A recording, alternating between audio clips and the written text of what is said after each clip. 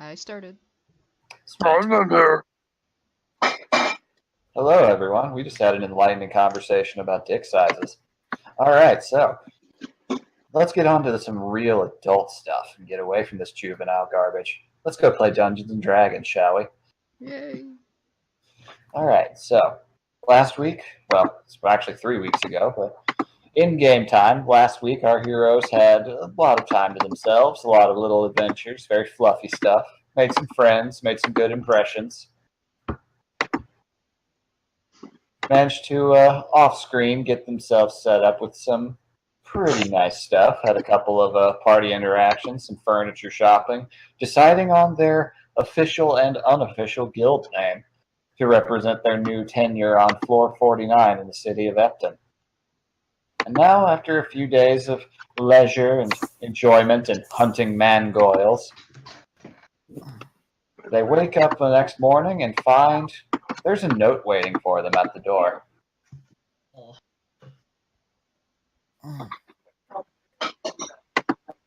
So, the morning is yours, guys. How do you wake up? What do you do?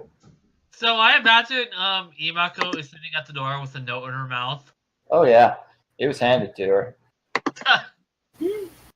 How early is it? It's pretty early. It's 5 a.m. A little later than that. Probably more like 7.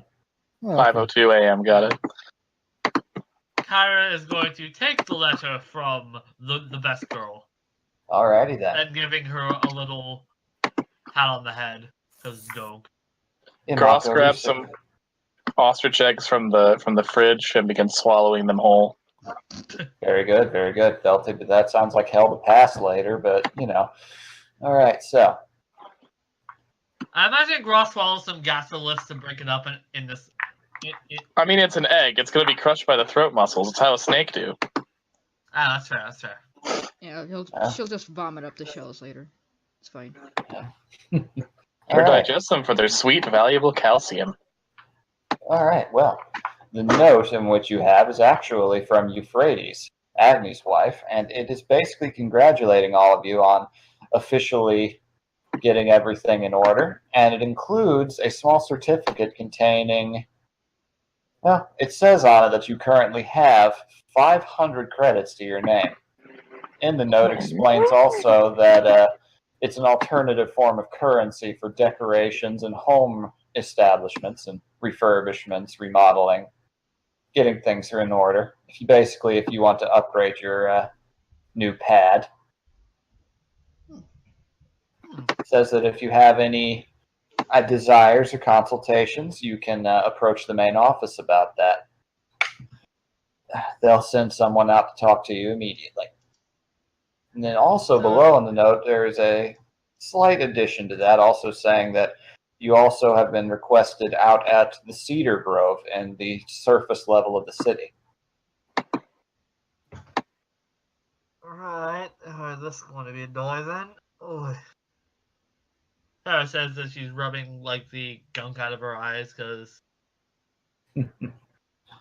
still not used to this allergen-filled area that is the underground. It is musty. Oh, it's like underground still with allergens? It's like fucking no trees. Oh, okay. Alrighty, so the morning is yours. What do you wish to do? Oh, Tonka's making coffee. Nice, nice. Stan's in there with you at the moment. He managed to get a slightly nicer press out of the bazaar than the one he had before. Managed to get some nicer beans. So this brew's a little bit less bitter than the one from the other day. Shame.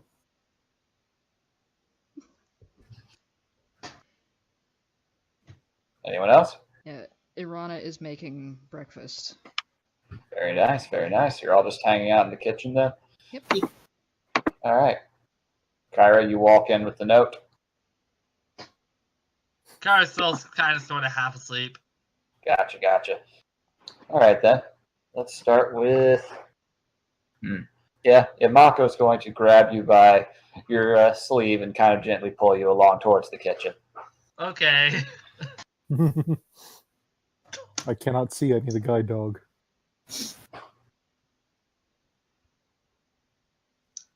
course. Eye gunk is the worst, by the way. Yes. Enough about my eye gunk. Except for when it hardens and becomes eyeglass. Yeah. Especially when you discover some that you missed like 2 hours into your day. Ugh. All right, so.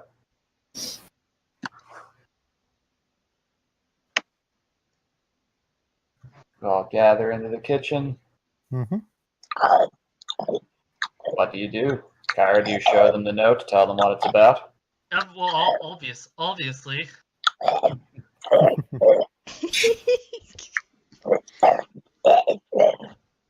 Tonk Kyra is is not going to pay any heed to that. She is used to that. You've spent time among lizard folk, you know. Also, it's been a while since we've been in this place, so Yeah, this is just normal. yeah. It's like, oh fuck, it's a Tuesday? Yeah, it's a Tuesday. Normal Foster morning check day. behavior. Tonk is dunking the fried and dried jellyfish that Palumi got him in the coffee and snacking on him. Aw, you've been rationing it. Yeah, he's after the first day wishing gorged, Also, he's slowing I down. can only just imagine ostrich scrambled eggs or some shit. Ooh. Ostrich egg sandwiches. Okay. Biggins. I've seen people cook ostrich eggs. They're basically like 2 pans worth of egg. Oh, I'm coveting that. and big enough to fit in Grosk's mouth.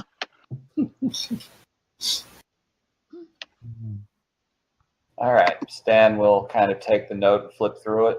There's a few different pages of it. You were too tired to read through all of it. Just kind of clears his throat, squints a little bit. Well, I gotcha. Seems I'm about to have some of my load reduced a little bit. Summoning y'all out to the official guild up on the top floor. Haven't been there on account only haven't been here a couple of days, but apparently they're going to get your handler all set up. Oh, I sure hope he doesn't take any of our credits. Oh, food. Well, I don't know. Guess you'll have to meet him and find out. I thought Tonk calls a jellyfish. Well, and share. I reckon it'll be all right. All expenses are paid by the guild itself, according to this. They're the only reason you're able to afford the roof over your head here. Apparently, housing here is pretty expensive. Hence why I'm having trouble starting up my own shop again. Big city dreams come with big city price tags. Also, Kyra would be giving Imako a dog treat, but I imagine Imako's already figured out how to get into them. Oh no, there aren't any left. Yeah, I figured. If anything, she's just kind of doing that thing where she's staring up at what everyone else is eating. Just prolonged, unblinking eye contact, which is amazing considering blink is part of her name. No, I'm giving her own plate. So Nice. Oh, she is very contented with that. she's a sentient being, so Urana treats her like a sentient being. Oh, yeah, she gets to eat people food. She She's a gets to sentient- eat people. She's a sentient being. She can decide how to ruin her body her own way. Exactly. Yeah. Her metabolism's different, but it's her metabolism nonetheless. Her body, her rules. All right. Isn't chocolate bad for dogs? Just stares at you down. I mean, tobacco's bad for humans, sure. All right. Stan continues to read. It's a bit of other business here. They really like sending detailed letters here. They write such tiny. That's that water woman from the other day, right? Her handwriting's tiny. It's kind of amazing on account that her hands are bigger than mine. If they can manipulate any sort of liquid, then that's probably what happened. Yeah, that might be the case. Yeah. I'm used to writing's now. I ain't proud of something like that. I ain't too proud of my own penmanship on account of he kind of clacks his hoof-like fingers together. So dexterity is not my people's strong suit. But nonetheless, says they got that in store. Also says potential hirelings for yourselves. Since you technically have me, yours truly, and Missing Marco over there. They're looking to fill in one more additional spot for you at some point at your leisure. As you improve your standing within the guild itself, they'll allow for improvements and whatnot. But they want to make sure they meet all y'all and get a measure of you before they start assigning things to you or opening things up for you. I don't actually know how any of this works myself. Most we ever got were odd bounty hunters passing through town. Either way, they say there's no rush. Just get up there when you can. I'd recommend you finish that breakfast. I do not know how well this coffee will turn out once it gets cold. Righto. Cold coffee, whoever thought of such a thing? Just heat it back up again. Fair enough, fair enough. Irana takes a moment to think about that. It's like, oh, maybe if I make it even colder. Yes. Coffee, ice cream, the wave of the future. I've had that before. It's kind of... It's good. Yeah. I like it.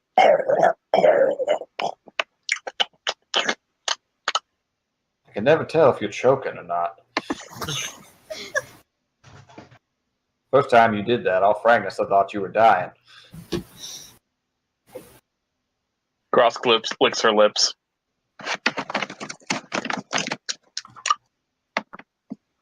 Well, Stan just kind of paces over to the doorway. It looks over a couple of things. I'm going to see about what other inventory I can get sorted out here. Y'all get out whenever you feel the need to. Righto. And he just kind of walks off. Okay. There's an addendum on the note right at the bottom that also says if you need someone to guide you, just channel a little energy into it, some magic if you're capable of it, and it will summon a golem to help guide you there. Righto. Okay. Rotten ugly of them. All right, so you guys all finished and ready to go? Hi. Yep. All righty. Why did I go on for a minute there? Oh. And Mako just kind of stares at you in a, I should almost feel like I should be culturally offended by that kind of look. It's like, cultural appropriations, please. All right, so. Wow. So appropriating. Much penis. Much appreciation. All right, so. You guys have breakfast already. It's all on your bellies. You're all feeling good. You head your way out, enchant the paper, and within moments, a golem rises up out of the ground, the same familiar dopey-faced clay construct. It bows slightly and motions for you to follow, heading towards the lift. Okay. Right. Which one are we going Well- to first, by the way? You'll be going to the guild first. Okay, question. The golems are made out of clay, right? And they all have the same expression? Basically, they can change the expression, but it's usually just kind of a dirt face. I was just curious, like somebody else could like poke it in the face and alter its expression. If you wanted to, it might defend itself. Is it So, hardened clay or is it soft clay? yeah, a little bit of both. I mean, have they been baked? No, not necessarily. They kind of rise out of the earth in a slightly malleable state. They harden when they're in actual defense. Oh, then yeah, mode, you're though. fine. You can sculpt that shit all you want. You can make a giant cock on its head. I wasn't gonna do that. I was just, Sure, you weren't, but now you are. oh yeah, now I am. I'm not going to now, specifically because it's probably gonna beat my ass, but I mean, you're welcome to try. he's thinking about it. Tonk is thinking about it pretty profusely. The golem pays you no mind as it paces towards the liftway, as it's stopping every few feet, motioning and checking to see that you're all still following. Mm-hmm. All right, you make your way to the lift. You see a few familiar faces along the way. One of the people of the town. You see Don for a brief moment. Looks like he's attending to a kid who scraped their knee. Oh. Oh. Kind of stares up. You can't really see his eyes, but he waves at you real quick and kind of shouts in a good luck kind of manner. Very fatherly sounding. Wave back. All right. The lift ride is very quick, very uneventful. The golem's just standing there, nonverbal. It's not even waved at any of you, so it's clearly not the one from before, which raises some questions about how many of them there actually are. You get up to the surface level, immediately are greeted by the very pleasant weather, surprisingly. There's a hot desert sun beaming down on you, but as usual, the air of Epton is very breezy, very temperate, very almost like a resort in many ways, feels like up top. Oh, Still too hot. Still too. Still too hot for Lumi. All right, so you make your way towards one of the larger buildings. You can see off to your right from the main lift the very large amber gleam tree in the central council chamber that Agrona and you all were first acquainted, along with where Agni works. But you walk past it, keep going a little ways, and eventually you come across a surprising thing compared to most of the city's stone-cut buildings. You have a large building made of wood in front of you.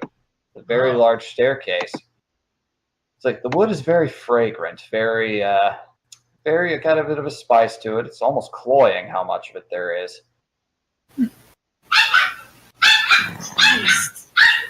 and then across the street, you hear that.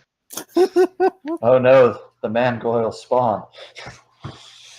Oh, No, that was just Imako getting in an argument.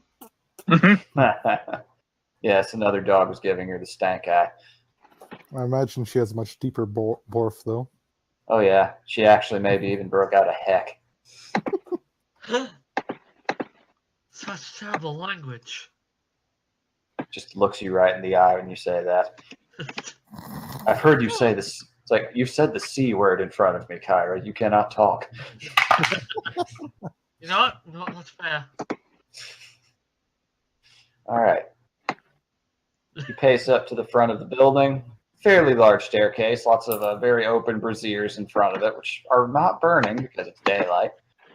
And carved in a very interesting relief in the front of the building, you see kind of a three-dimensional sculpture poking out of some of the wood. It looks very similar to the depiction that you found on that wardrobe you bought, Kyra.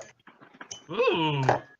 It's a very large, larger-than-life depiction of a bearded figure with a large mace doing battle with a large, spiny reptilian creature.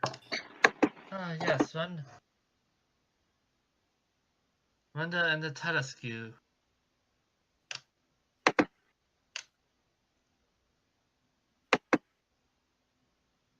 The golem paces up the stairs, motioning for all of you to follow. We do. Yep. Well, I do. Mm-hmm. All right. You immediately enter, and the woody scent kind of dissipates, but it's a nice interior that you're greeted with. Very nice carpeting. Lots and lots of taxidermied creature heads on the walls, including one right in the entryway of an enormous horned humanoid thing. Like, this thing makes the Gru you guys fought look like a Pomeranian. Angry Oh, little my- Pomeranian. Oh, wow, the way to show us up.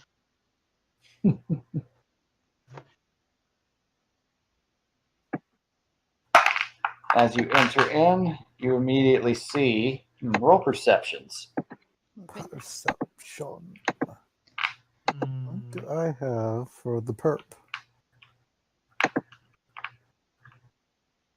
That's a middling 12. Wow, that is low for you. I have an Uno. I rolled an 8. Same for me. Oh. I got a 12 too. Yeah. All right. Go to a 17. And you guys all rolled the same things. Okay, so, We're all too busy staring at the thing in the. yep, you're looking at the very large taxidermied creature. Kyra, Rana, you don't notice something moving towards you through the crowd. The rest of you see in time a very bizarre looking It's kind of an amphibious-looking creature on 4 legs, has a very long tail. It's a little bigger than Imako is. Has very large, vacant-looking eyes, but it's got a tongue rolling out of its mouth. Just kind of paces up to you, wags its weird little tail, and you're all immediately accosted by the smell of drying fish. So It's it's a like a salamander dog looking thing. Roll knowledge nature if you want to know what it is. Huh. Yes. Even the people who didn't see it could walk up to them. Oh yeah, you can smell it now. You just didn't see it coming. It's adorable. Damn. Ironically, I have a bigger bonus to nature than I do perception, but I rolled lower. Dice, you fickle bitch.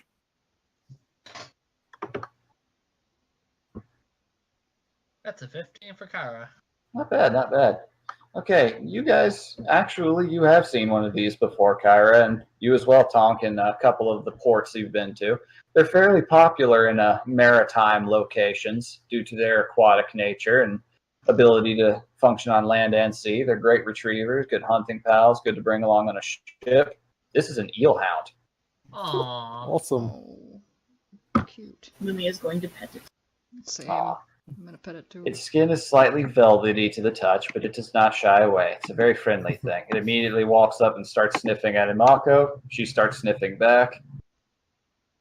Then you hear booming over. You see a few people all scattered around, lots of different folk dressed in garb similar to your own, most of them carrying weaponry. You could tell from the sound, the sense, the whole general atmosphere, this is definitely the main guild, where a lot of people get their work done.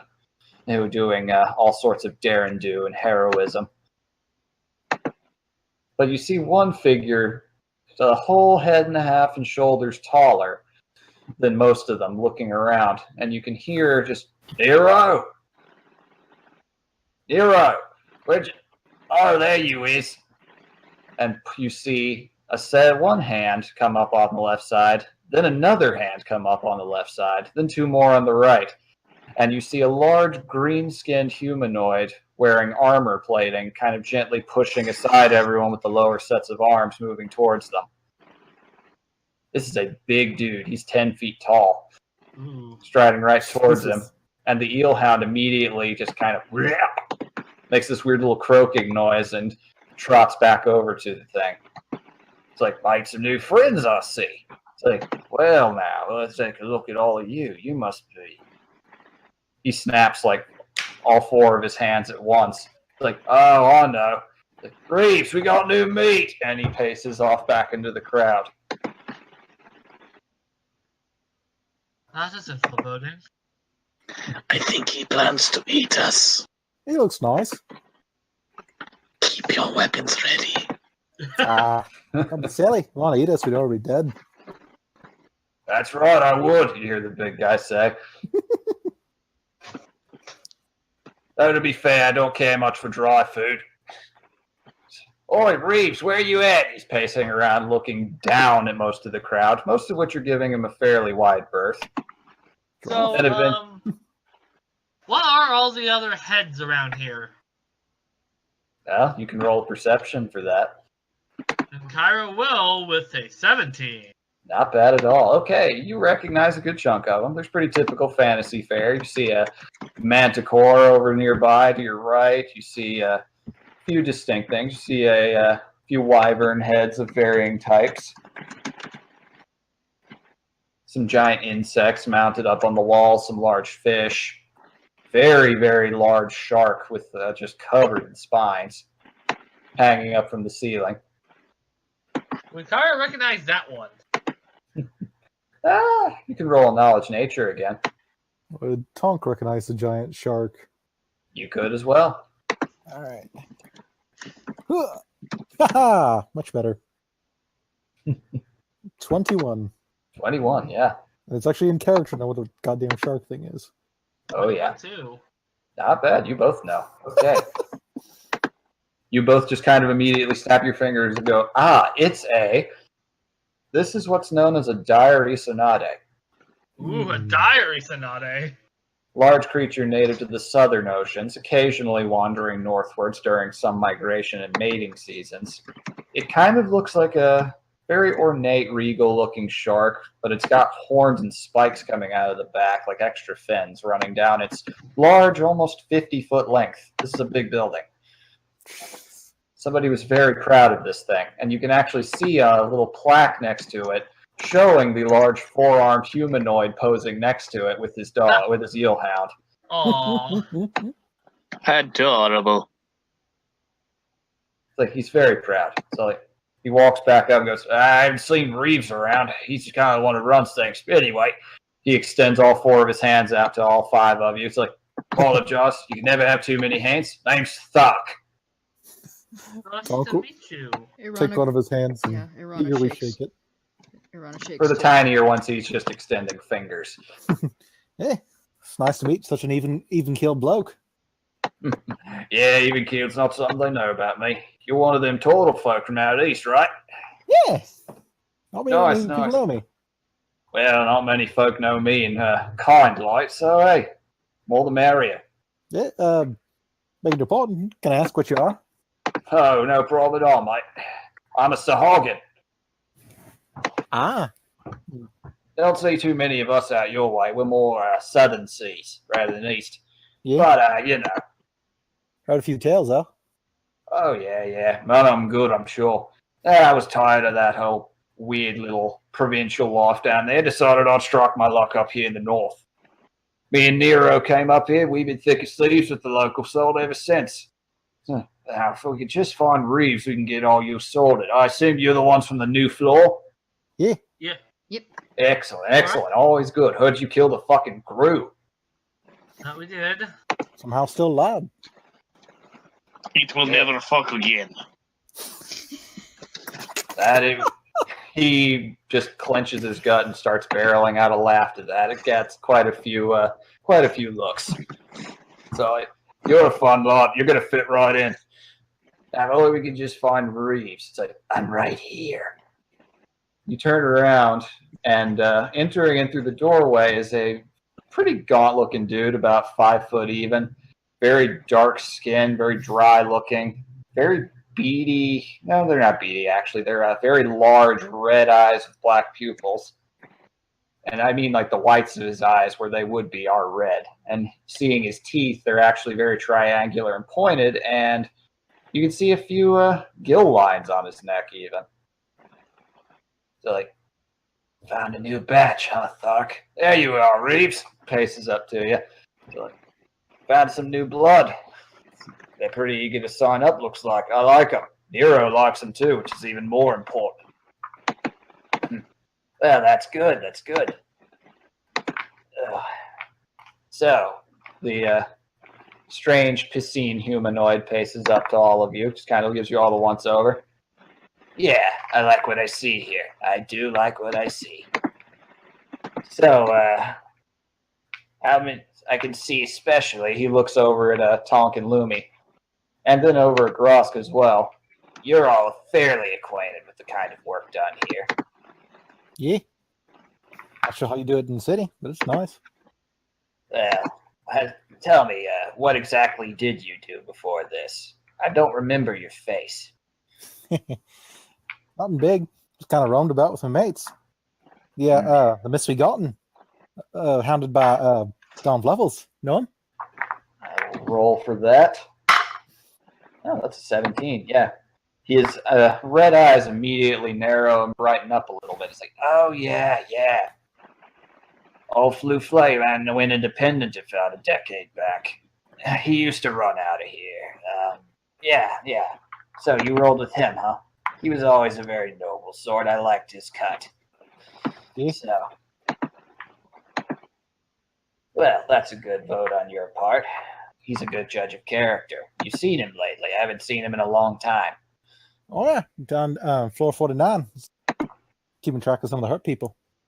I'll have to pay him a visit at some point. Anyway, what about you? Looks over at Grosk. Well, Grosk come from small lizard folk tribe. Grosk hunt with tribe for many years. Eventually join mercenary band to see world. Leave mercenary band and mercenary band turn out to be not so good. I'm guessing you must have rolled with one of the Eastern bands then. We don't have much of a say in how things are done out in the Argerin branches. A little bit more morally ambiguous. You cut ties with them, though. Yes. Good. Amicably. Good. Well, all right then. Kind of motions for all of you to follow, walking into the crowd, and everyone gives him a very wide berth as you do so. Kyle will follow. Right. You do. You can roll a perception. Ooh, yay, that's been good for me tonight. Ooh. Oh, God damn it. Perception. You have one bonus in it. Why do you roll well? Nice. Not bad. Not bad at all, man. You guys are rolling good so far as I'm concerned, barring that 112. All right, so. It was an 8, but Kyle has 4 in wisdom, so. She's a nerd. Yep, that's a low nerd roll. All right, so. All right, you all notice that at his hip is something that looks very familiar to those of you who ran with Racco a little while back. This guy's carrying a firearm. Ooh. You don't get too great. Grosk, you especially get a good look at it, but you never really got the best look at them. But it has a very nice kind of a fishbone handle to it. Looks like pretty sizable. Almost looks like a harpoon gun in many ways. But What is strange twisty staff you have? Kind of turns around and looks at you confused. Then, looks that. like broken crossbow. Oh, right. He pulls it out. So, like, yeah, a little gift from a friend of mine a few years ago. Back when I retired. I take it, Usually people know who I am as soon as they see me when they come in here. Well, I suppose it wouldn't hurt to ask around about that. I actually kind of would like to savor the mystery. I kind of prefer this. Anyway. This way? Can Kyle roll a knowledge history check to... You certainly can. Anyone else who wants to. He did not answer a question. Tonk will reach up and tap his can. Well, these were smaller. Oh, right. like hand cannon? Close enough. All right. Kyra, the name, after a brief moment, you remember something from one of Nicole's books back home about a lot of the tall tales and whatnot over here on the continent. And one of them was about a guy, it wasn't one of the Magni, but he was somebody who was pretty equal in standing. This guy is Red-Eye Reeves, the most successful bounty hunter alive. Oh, fuck. He's a merfolk who turned down a position on the Magni 20 years ago. I like him. He's retired the past few years and now runs the guild a little bit, keeping people from descending into chaos, basically, and actually doing what they're supposed to do with moral uprightness, as it were. Kyle takes a deep breath. Alright. First Rangos and Ferris, now Red-Eye Reeve. Nicole's going to murder me when I get back. You just faintly... Meanwhile, thousands of miles away, a woman in glasses sneezes. All right, so... I didn't know that longest superstition applied to everyone. She grew up around you. She knows. It applies to her. All right, so he makes his way up to the desk, kind of looks over a few files, bits of paperwork there. It's like, oh, right. You're the... got 2 names listed here. Which one would you prefer to go by? Because I gotta admit, this whole archaeological society thing's kind of a mouthful for somebody who needs water every few hours. They could go for something smaller, like a nickname for a nickname. Fivers, I think, is what we went with. 5 aces. 5 aces. Sure, that's Fair enough, fair enough. There are actually much worse names than that here. Looks over everything.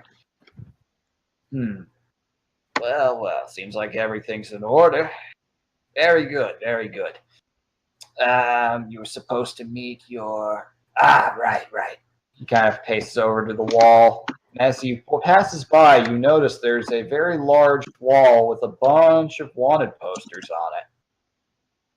And you see a lot of knives, very distinct knives, planted into different posters marking people hunting them.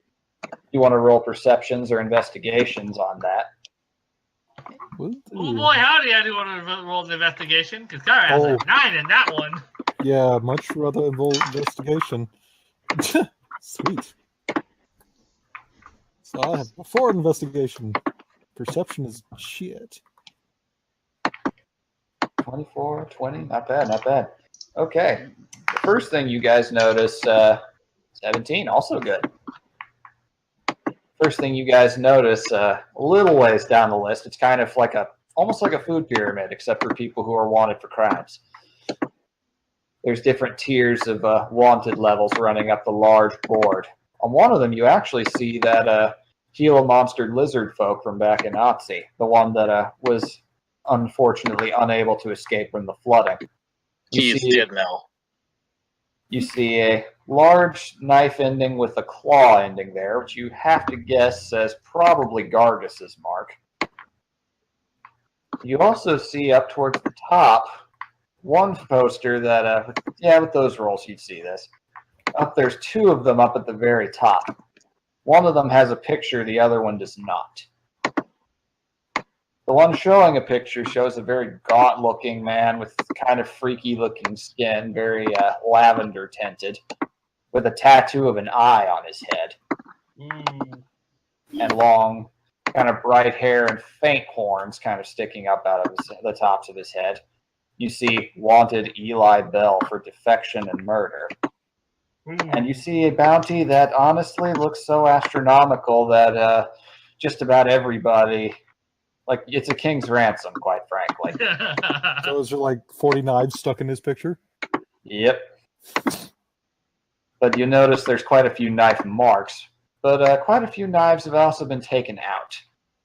Over next to it, you see one with a ton of knife marks, but no picture at all. It's a wanted Kilmer. Known for manslaughter, targeting of Fae. Wanted for several counts of elven murder and goblin murder and several others. You see quite a few knives on there, but none of them have been pulled out. There's very little information about this one. Are his crimes racially motivated, or are they just listing the races of the people he's murdered for no reason? Why, one could infer that there is a motive there. I mean, there are barely any murders of non-Fae creatures on the list. Racist. Big time. All right, so Any other notable figures that Kara might recognize on there? if you're talking about you-know-who, you can see down near the very bottom Buttons Delgado. It's like wanted for petty theft and jaywalking. Question, anybody Tonk might notice just from notoriety of being in the biz?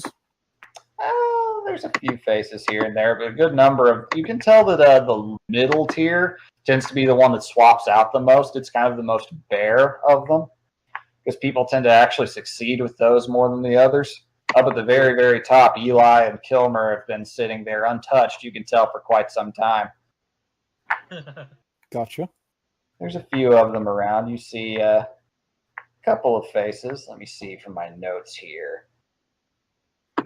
Oh, yeah, you actually do see Lombard, the crime boss. There's no picture associated with that one. You see a figure that Schmeffrey mentioned while you were on the ride, a woman known as Mara, a very gaunt-looking stork Kenku, kind of standing in profile. A necromancer. You also see a very austere-looking tabaxi, a Smilodon variety, actually, Ooh, that's... just known as Mr. Dent. Friends call him Harvey. And he's wanted. From what you can read, the #1 mob enforcer in the city. Hard to catch and has a lot of connections, so he tends to get off. Mm-hmm. Tonka's going to take special note of any of the names he knows are the mob connection ones, since we kind of pissed off the mob. That you did. You see a couple others. You see one interesting-looking fellow who kind of has a lot of tattoos covering his face, known as Usalba. It's like a Yuan Ti fanatic who kills for ritual purposes. In and out of the city. He's appeared on occasion. Lately, his whereabouts are unknown, known for the ability to turn into a pile of snakes.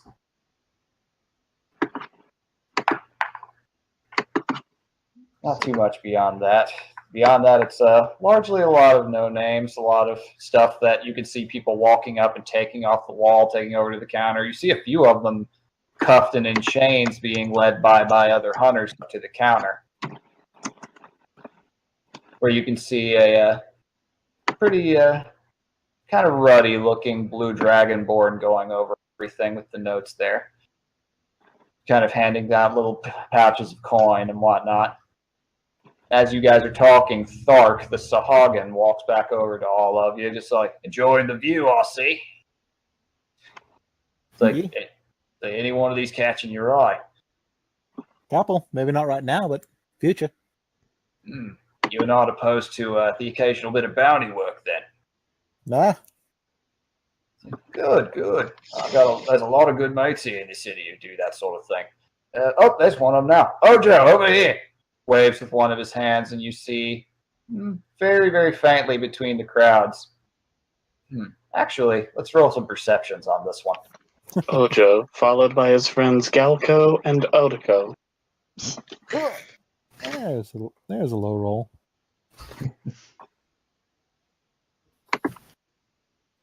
No, perception check. Yep. Perception. Ha ha! Not one. Nat 1. Oh, perfect. Finally. The time has come. This is actually the perfect spot for it. Okay, as you guys are all talking, you guys are all looking around in the crowd, people moving around, a few people. Thark attracts a lot of attention on account of him being the biggest dude in the room. So a lot of people are looking around when he calls out. Kyra, you don't notice it until someone is down, like right at the edge of your peripheral, petting Imako. What? It's like, come in. The figure rises up to their feet. It's a very tall, very lithely built humanoid woman dressed in black robes, pretty much covering her entire body, with the exception of a little bit of an eye slit where you can see very vibrant, kind of sulfur yellow eyes and reddish skin.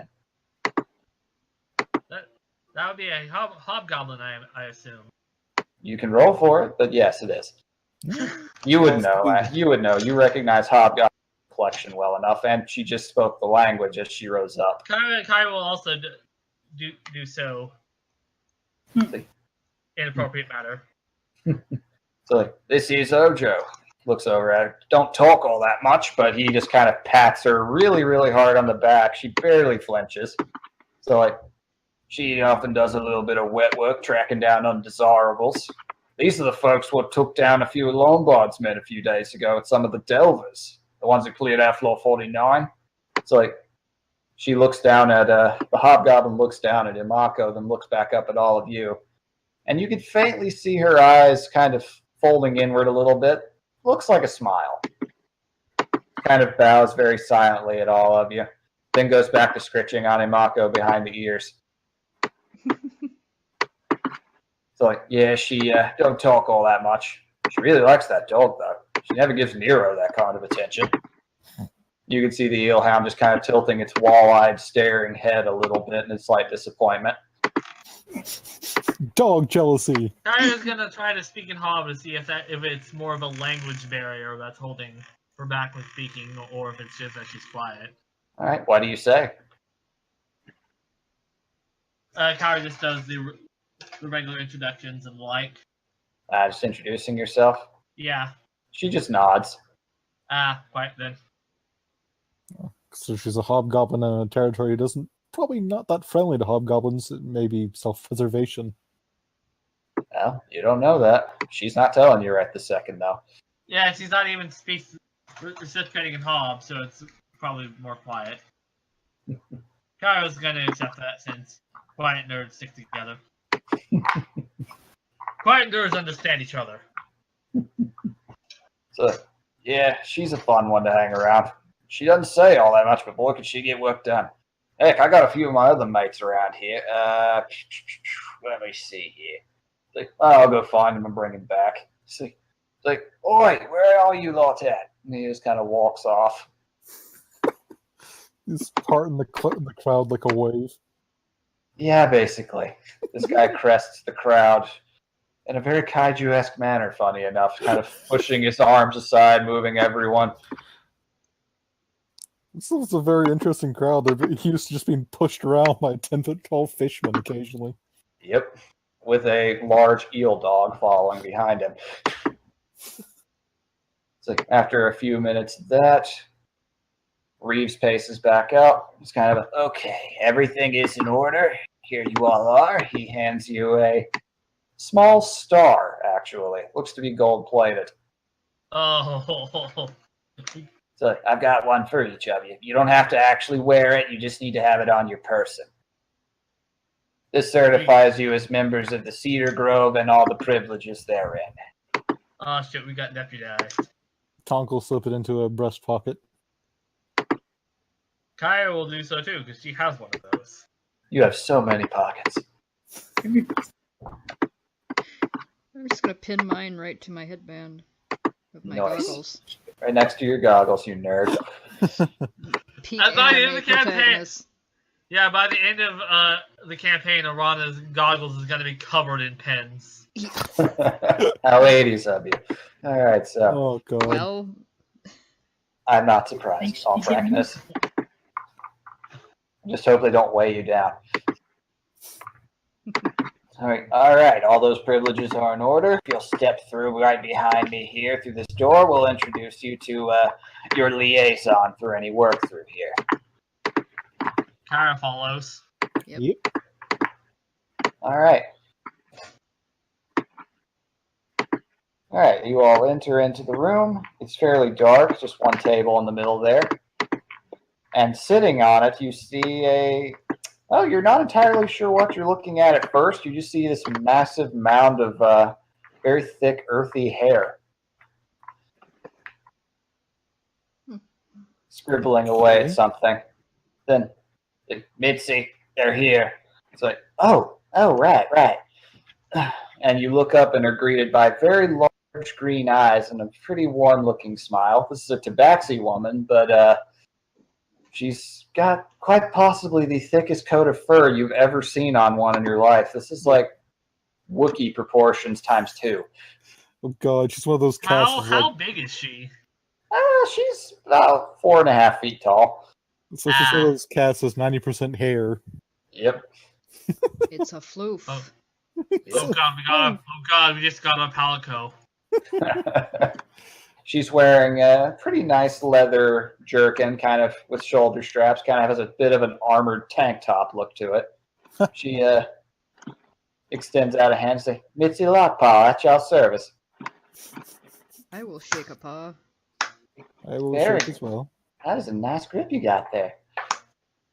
So, why ain't you just the most darling thing, Shug? Gotten that a Anyway. lot since I got here.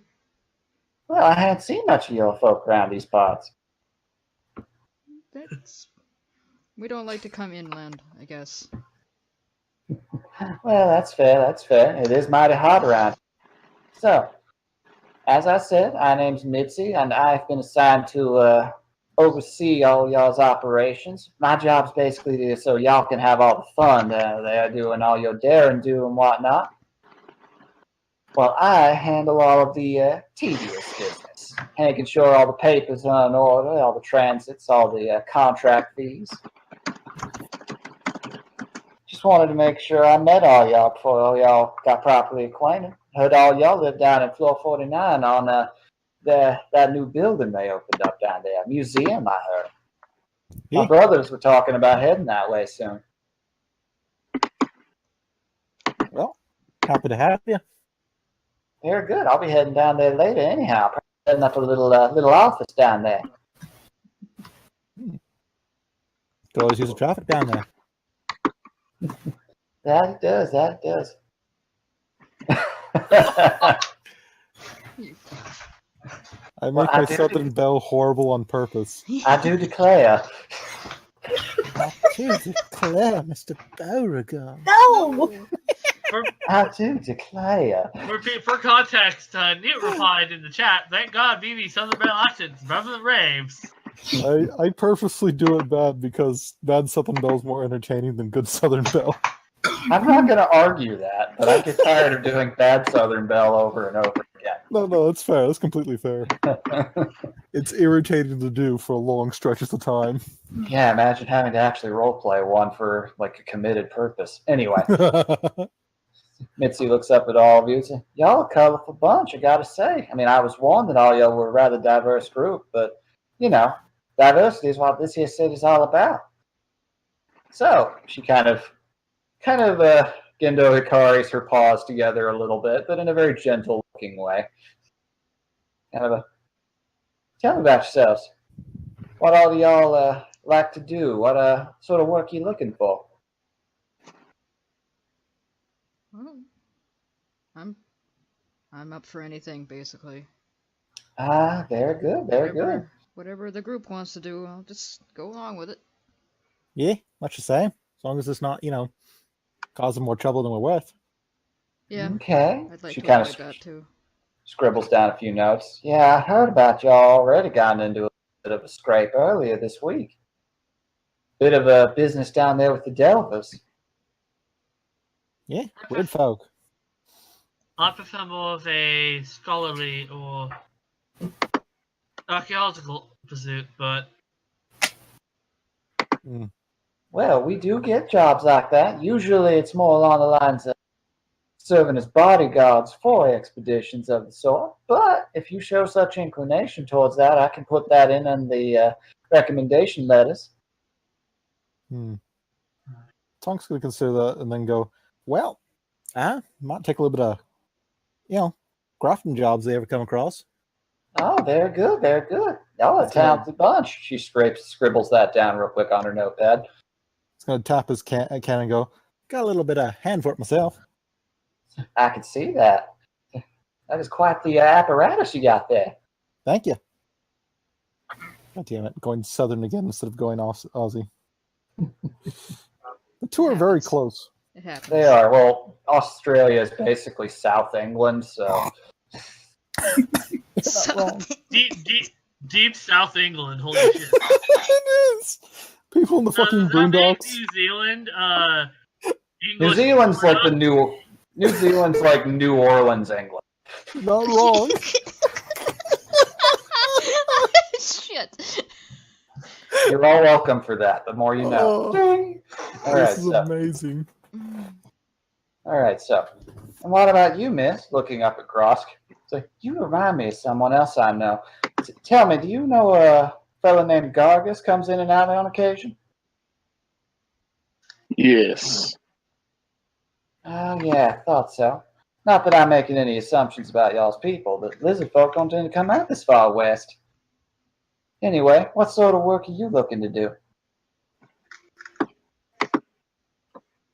Grosk shrugs. We're also just sort of following group at the moment. Well, nothing wrong with that. Scribbles that down. Okay.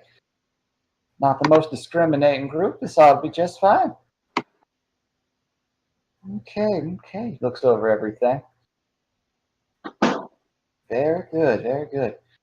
Well, it's a short meeting and greeting, but it was a pleasure to make all y'all's acquaintances. I look forward to getting to know all y'all over time.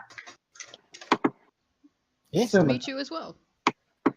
Alrighty, I'll be heading on my way down there. I'll see you in about finding a few potential jobs for y'all to take if y'all are so inclined. And with that, she kind of gently bows and paces out, nearly bumping into Thark on the way out. He was kind of waiting at the doorway.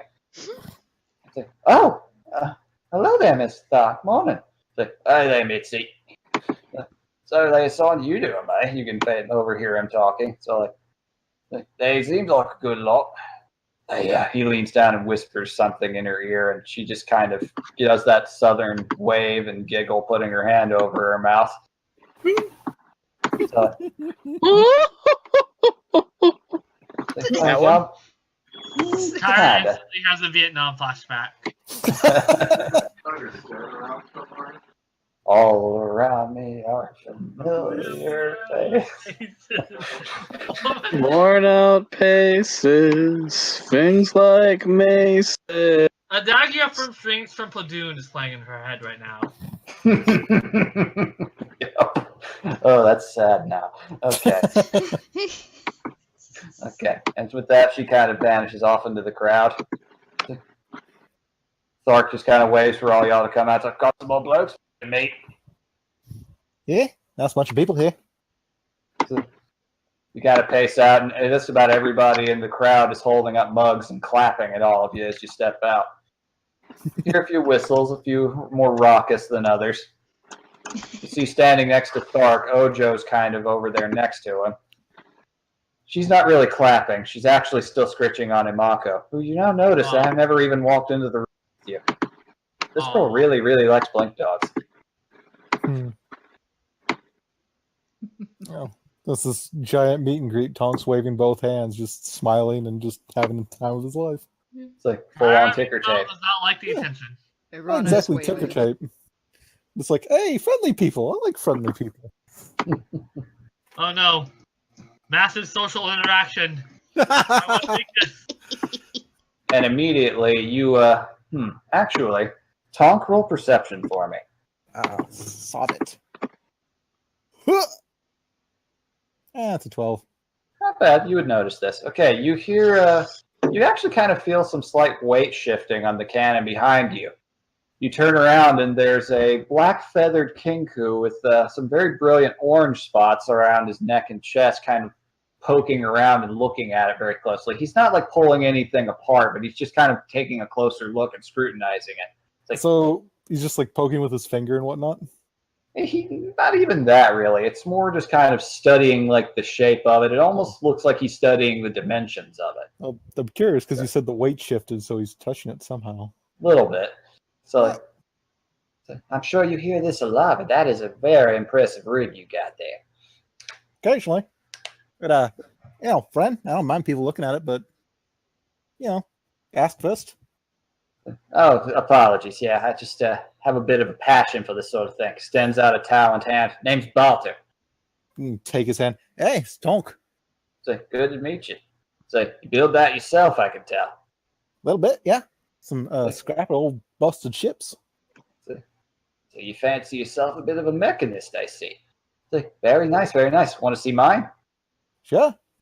He claps his hands, and from over the crowd floats over this little saucer-shaped mechanism. Just kind of floating over to him. Kind of vaguely describing it. Yeah, it just vaguely looks kind of flying saucer-like. It's like still working on the basic bones of him, but this here's Streld. Say hi. Beep, beep, boop, beep. Just heavy raised eyebrows at that. Yeah, got a floating thing that talks. Say, yep, built it myself. Yeah. Adorable. Oh, what you build it for? Just fun or purpose? Oh, this and that. He kind of lets out a loud bird call sound, very loud screeching noise, and a lot of people motion. Tharp especially kind of motions for everyone to kind of move away. It's like, pull! Tharp grabs a plate and hurls it into the air. It's like, attack. Shoots a laser at it, and it just turns into powder in like a split second. Oh, fuck me sideways, mate. You are not wrong. We're still working out a few of the kinks. You can only really do that once, like, a day before he has to recharge. Maybe more if there's good sunlight. Yeah, but no one else knows that. Yeah, you're all right about that. It's come in handy quite a few times. My goal's to get him a little bit more versatile. But hey, look, always good to meet another guy who knows his way around old Magitech. Indeed. We'll be in touch. He just kind of walks off into the crowd again. You see a few other people standing over there in the group next to him. You see Thark kind of has a little squad surrounding him now, who you're guessing are probably the people he runs with. You see Ojo standing there kind of behind him, leaning back and peering over at you anime style. So is she close enough to assume that she's part of the squad? Oh, yeah. Awesome. So you see a dark-skinned fellow with a human-like face but slightly pointed ears with a pretty nice-looking longbow and spear on his back. Very ornate-looking dress robes. See a tabaxi fellow, a tiger tabaxi actually, dressed in very earthen things. He kind of has a bit of a smell to him. You see a few mushrooms growing on his body. And you see... Okay. Just getting all this out of the way. And let's see. I had one other one in there. Nope, actually that was all of them. Nice. Okay, so Thark just kind of paces up with Nero behind him. Just well, figured one team meeting deserved another. This is the band I usually run with when we do outdoor work. You've met a couple of them already, I see. Balter, as usual, can't keep his beak to himself. It's like, sorry. Yeah, he's a nice bloke. Who's everyone else? Yeah, this is everybody. It's like, introduce yourselves, you fucks. I'm liking Thark more and more. It's like the dark-haired elven fellow paces forward and immediately takes Grosk's hand and kisses it. Grosk pulls her hand back. So, like, it's just a formality, I assure you. It's like, Carlos Cantarell at your service. So, like, you'll have to excuse him. The tabaxi paces up. Name's Scratch. So, like, Carlos here can't really control himself. Unlike me, I have too much control. So, yeah, that's you are just the king of first impressions. The Kenku perks up. Okay, I've seen worse. So, I'm sure you have. It's like, yeah, they're an odd bunch, but we ride together. They complement my skills pretty well, given the account of the fact that my skills are almost entirely limited to punching the fuck out of stuff. It's pretty easy to do when you got 4 hands. Kind of juggles one of his swords at him in between all of them. Oh god, is he a 4-armed monk? Yep. Holy shit! Oh, shit. Whoa! Never make him mad. That's a lot of ruined days behind that for that guy. Jesus. God damn, Phoebe. Yes. That's terrifying. Don't like. We Oh, learned don't it. worry. He's friendly. It's I good. know, but still, the implication Kind of- alone is frightening. There's his huge mouth full of tiger shark teeth.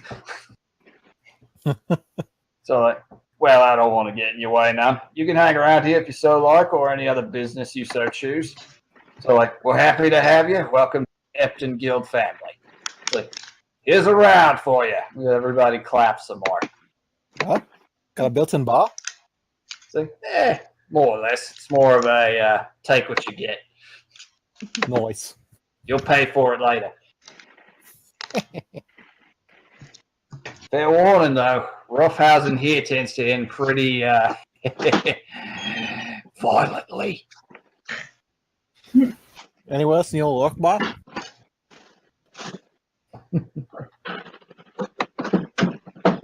I saw a snail fight, everybody. Oh, you've been down to the snail. Yeah. It's like, everybody, they've been down to the snail. Everyone cheers again. You get the feeling that they just like cheering over just about anything here. They're very high in life. What was that? The sun's up. Drink. Grosk, test this. Oh look, Grosk found copper! And holds up a copper piece. Some tepid claps follow. Oh, Then this one guy immediately goes like, "Dude, that's rude. Show some respect." And then they all start clapping like crazy. love these guys. Ah, Grosk understand. They are madmen. Nah, they're just tired of life is all. Though you gotta be a little mad to do guild work. I mean, you're putting your life on the line for money. Ain't that every job? Not really. Believe you me. You could, like, mend fishing nets or some shit. Try to make me do that back home. Have 4 hands. Oh, you're gonna be so good at it. You'll get it done twice as quick. Fucking nuts. Alright. Yeah, mending fish nets ain't that safe. Alrighty. I'm wondering how petty Kyra is going to be because she's still thinking of Buttons Delgado. You can choose what you want to do with that. You don't have a dagger yet, but you can go pick up one of the blank ones and put it in and just write down like the fivas on it or something. You could also add to his criminal list. Attempted murder. Yeah, that's what I'm Yeah. thinking of. Ooh, just add to his criminal list, and then after it spikes his amount, then you put your dagger in. Alrighty then. So you walk over and try to do that. Kyra is There's- not going to be so brazen because she wants to figure out how that process is done first. Alright, do you ask anyone or head up to the counter? Kyra's just out of her element right now, so she's just keeping herself trying to absorb what she can. Gotcha. She's Okay. being a nerd. Being an introvert right now. It's a very extroverted place. There's a lot of testosterone in here right now. Most of it coming from Thark.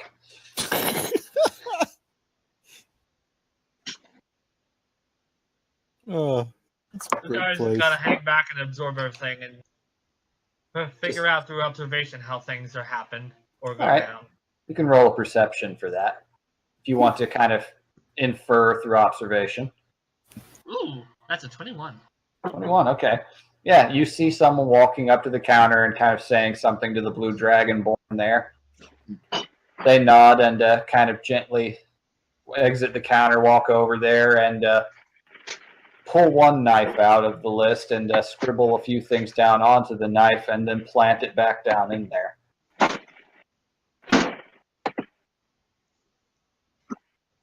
And Kyra's also not wanting to do it because she doesn't. Because she's gonna trust Agrona on this one and see if she has that thing. Fair enough. That's perfectly sound. All right, so with all that, you guys can hang out for a bit or any other business you wanted to do. I know a couple of you have expressed a few things. Or, The you afternoon know, is yours. convey that the one in Zelgado is a. Somehow convey that to Agrona. Oh, wait, Kyra already did that, I imagine. Yeah, you mentioned him a couple sessions ago. Okay, so imagine at one point the Dragonborn's gonna come and write a bunch of shit down on that. Oh, yeah, eventually.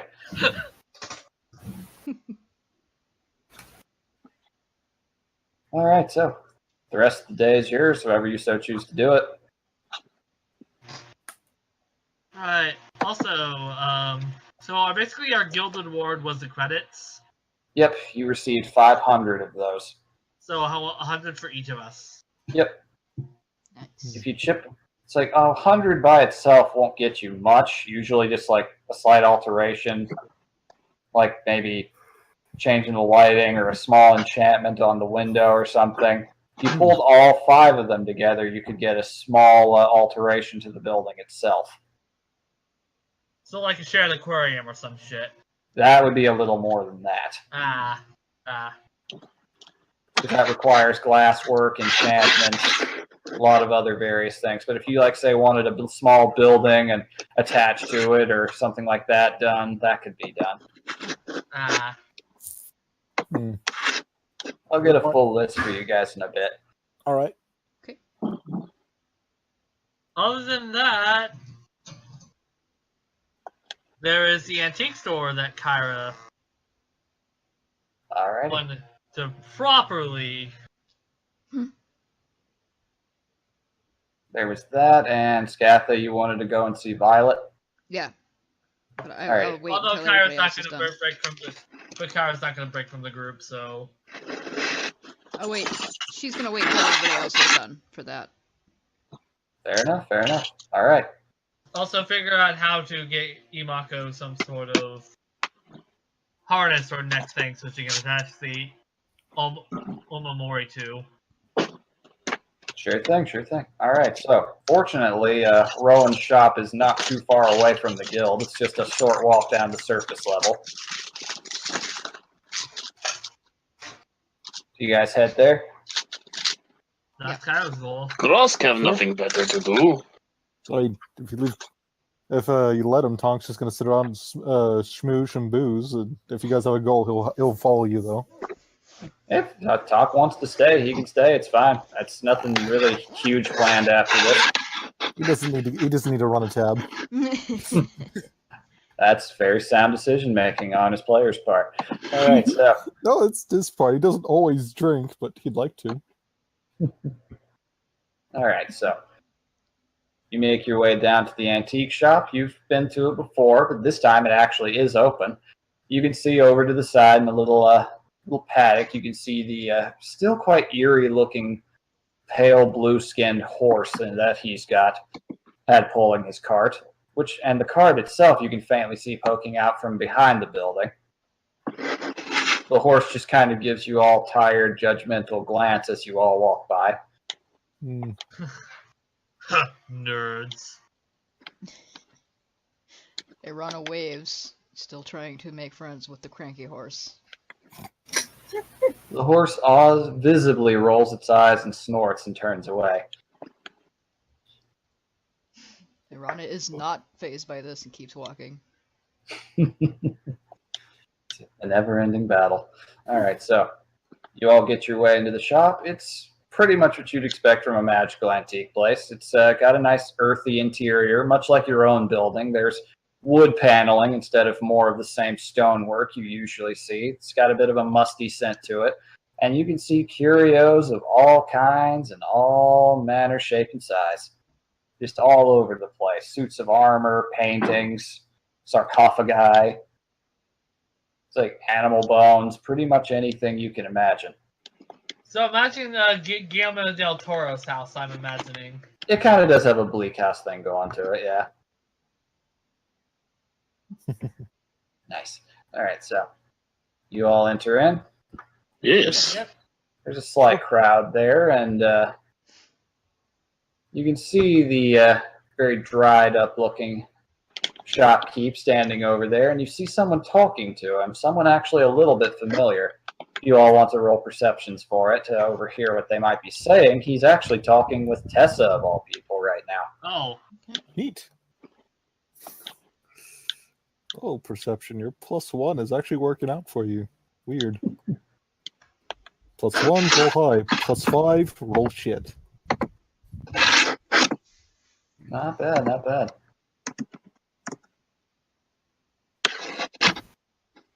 All right, that's all enough.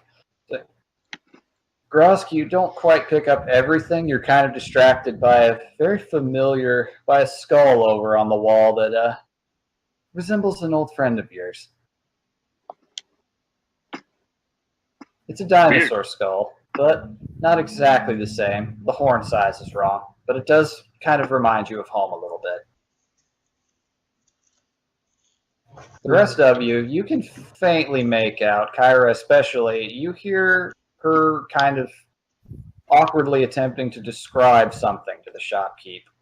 Faintly hear her going, something about, it's like, well, what sort of weaknesses do they actually have then? But, well, I'm afraid I don't know much about. Oh, hello all there. All y'all. Kind of rears up like, a couple familiar faces. Good to see all y'all again. Welcome to Roanoke's Antique Emporium. Roanoke. I just got that one. Roanoke's, but yes.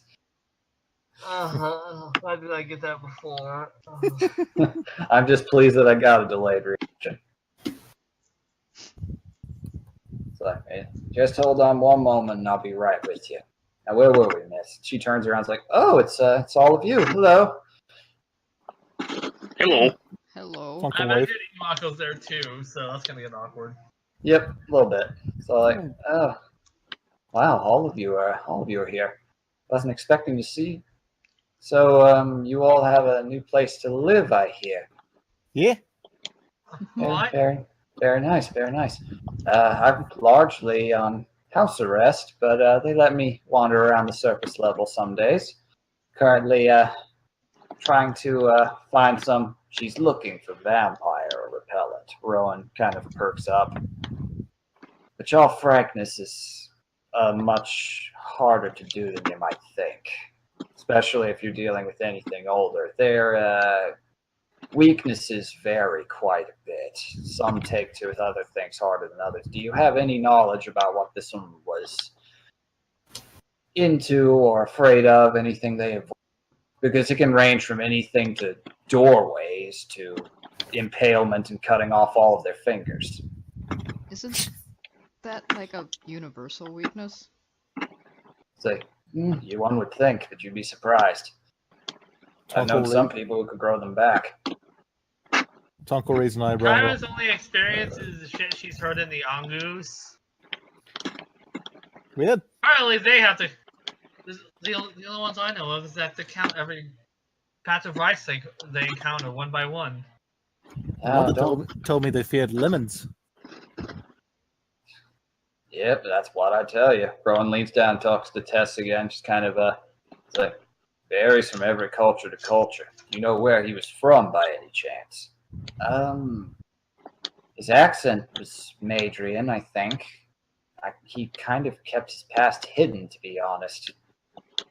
He's very good at being unseen, so anything just to give me a slight peace of mind, even just a little thing I could wear on my person. It's like, well, let me think on that. You could probably accomplish that much just with a little bit of silver. Most folk don't tend to like that all that much. Kind of paces back and gets a little silver pendant. So like, remind yourself, it can be a bit touchy. It's like, it'll run you about, let's just call it at 2 silver on account of it basically being a silver, but I got to make a profit, you know. No, I understand. She reaches out and grabs it, and briefly, you can see a little arc of electricity touch her hand as it makes contact with her skin, and she pulls back her hand, kind of shaking it a little. Kind of a ow. It's like, bit of a kick indeed. Well, I'm sure it won't do that once you get activated to it. Keep that around your neck, and it'll at the very least keep them from biting you. As for actually keeping them away, well, I recommend some powerful friends or sleeping somewhere of religious significance. Or find yourself an Aasimar or something. But what are the odds of that? He kind of chuckles a bit at that in a dry manner. Is that all you need? No, not even remotely, but I think it's all I'm going to get. Yeah. So, I don't really know what I need, to be completely frank. Not sure I will know anytime soon either. That's fair, I suppose. But if you need anything else, it's a safe place. It's actually all manner of charms and protections in here. And over to your left, you...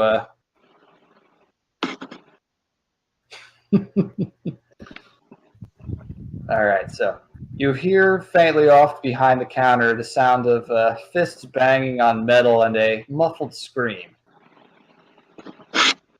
What is that? Oh, don't mind that. Something not supposed to break out. Know what a mummy is? Rowan paces back around there. Oh, right. Yes, his word for mother. Well, you're not wrong. Rowan paces around. I'll answer that in a second, Kay. All right, so I picked this one up from a traveling bazaar down south a while ago. Supposedly, the thing can't be killed by any known conventional means, but it can be locked in here. So I'm trying to figure out a way to help it pass on. If you I'm going to recommend you don't touch it, though. It's not exactly safe. You hear him from behind the door he walks into. You hear him bang on something. Kind of sounds vaguely gong-like, and does it a few times. And slowly, the fist pounding sounds and screams kind of subside and dull down. So sorry about that. So, what can I help any of you with? I hope the free sample I provided was to your satisfaction. He winks at Kyra. Oh, it was. It was.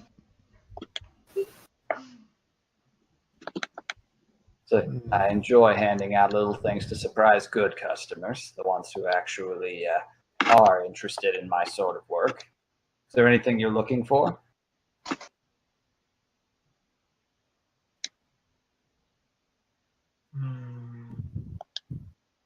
If you're just interested in browsing, feel free. I'm not going to hold that against you. You've already given me plenty of gold as it is.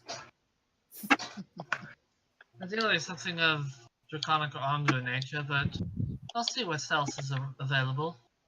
Fair enough. Shop to your heart's content. Peruse. So roll an Okay. investigation check then? If you so choose. I'd like to get on that.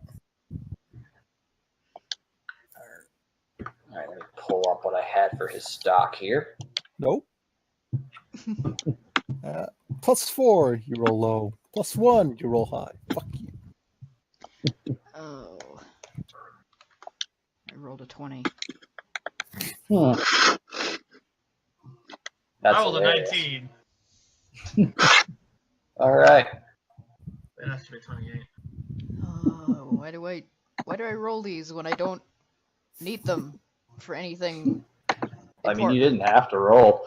All right, so Irana, looking around, you find a few weird little odds and ends. A couple of trade goods you even recognize from your own homeland. You find a very nice, very antique-looking old smoking pipe. Looks very familiar.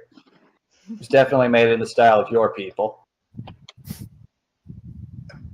Find yourself a few other things. Very interesting little music box that kind of looks like a little door coming out of a hillside. Oh, you're gonna make her homesick. As for you, Kyra, let's see what the nerd finds with a roll like that.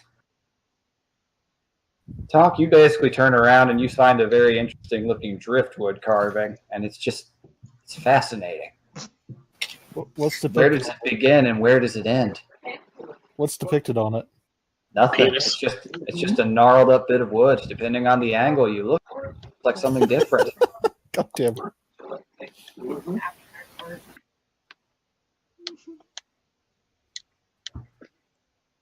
Then from there, Kyra, you can see quite a bit of what he has on. Some of it you recognize from his cart from before when you saw it in the bazaar. You also see a few really nice showpieces you can tell he's really proud of. You see a nice old, very good condition bronze breastplate that was definitely built for dragon. Ooh, nice. So, you have good eye, miss. Very good eye, Rowan says from behind the counter. That dates back to the Second Summer War. Many a Digimon lost their life that day. God damn it. I knew what I was getting into, and I named it that. All right, so see that. A few interesting odds and ends. Nothing quite as nice as that one map that you got the other day, though. Well, yeah, that's a set piece in of itself. Yep. Beyond that, let me think here. You do see a couple of very nice Angu-style short swords mounted up in a distinctive rack. And yes, you know exactly what I'm talking about. Yeah, the inner weave in me is. This is weed bait, and you know it. But I'm not biting it, damn it, I'm just browsing. But they're authentic Angus steel. Floated over 1,000 times? Yes. Cooled in the waterfalls of the Northern Isles. Fold it 1,000 times because otherwise the steel is garbage. Yes. That is an inferior Angus steel.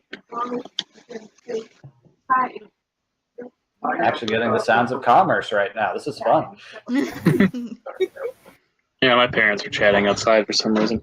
Fine. It's I ambiance. blame Kay. You can't blame Kay unless they're making such jokes. That's fair. Well, just you wait, Henry Higgins. Wow, that's a reference. You are Beverly Clearly all over. All right, so. Is there anything in particular you are thinking of or looking for? Or at the moment, are you just a little too strapped? Kai was just browsing and Pretty much, yeah. I'm just looking. All right.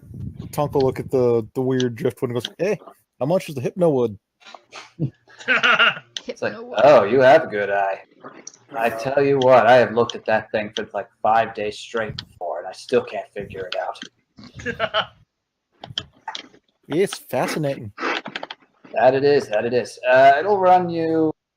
It's not really that much. It scares some people, but you have a good eye. I'll let it go for 15 gold. It was imported. No, go ahead and slap down 15 gold. All glory to the Hypno Wood. And there's the first sex joke. How's it the sex joke? I don't know. I'm trying to figure that out. I don't know if wood was in it. Hypno Wood. Hypno Wood. Oh, Oh. god damn it. Yo! That makes sense. So what is Slight it? bit of a sense. reach, but it still counts. Does it twirl in a circle? A little bit.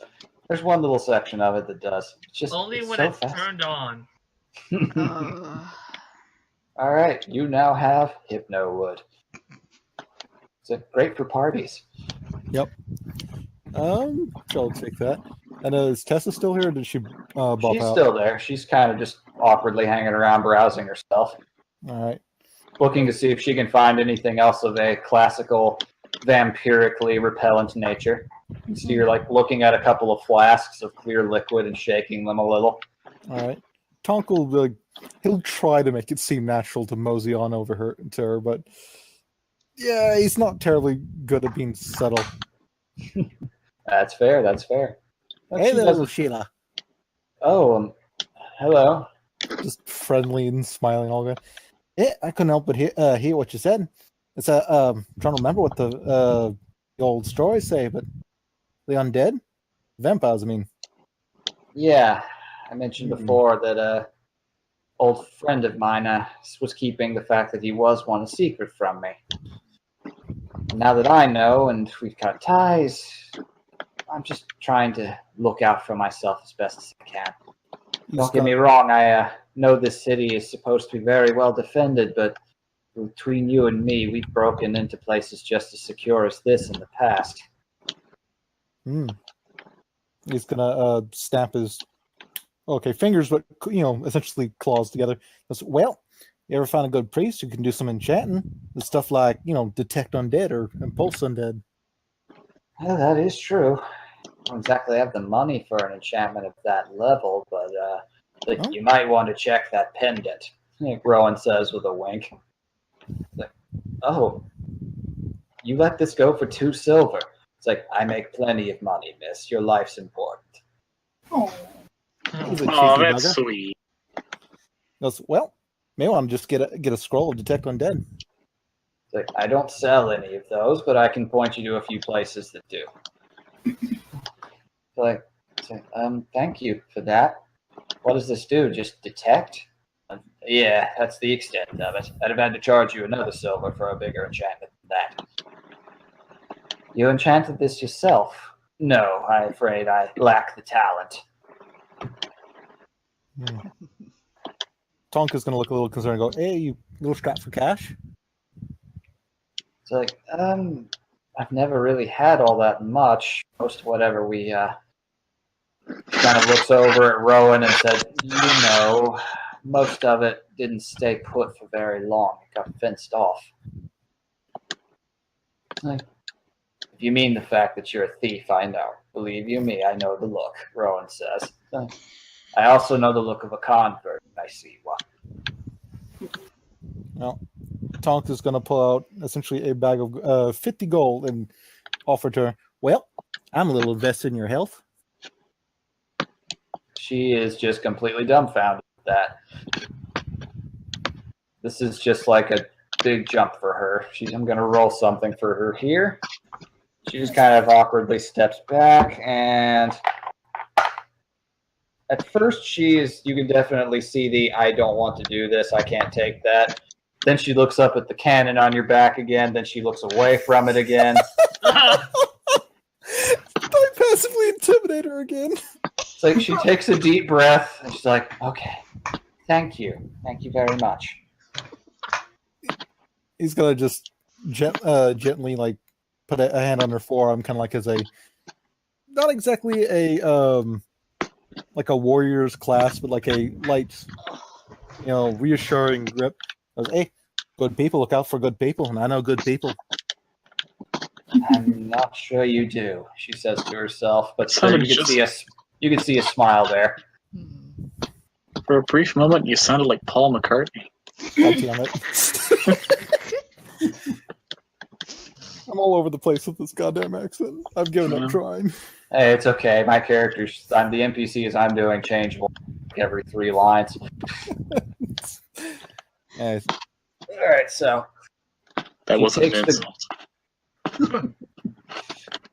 she takes the bag of gold, kind of looks through it for a second, bites down on one of them really quick. Sorry, old habit. He's just gonna full belly laugh at that.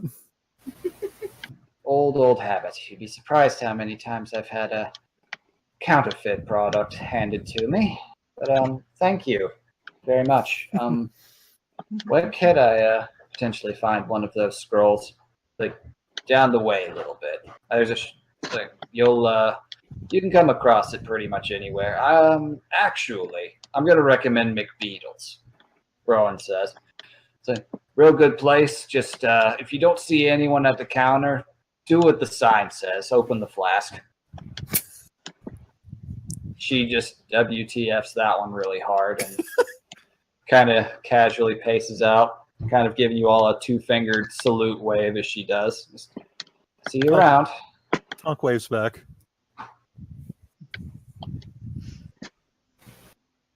Nice person. Yeah.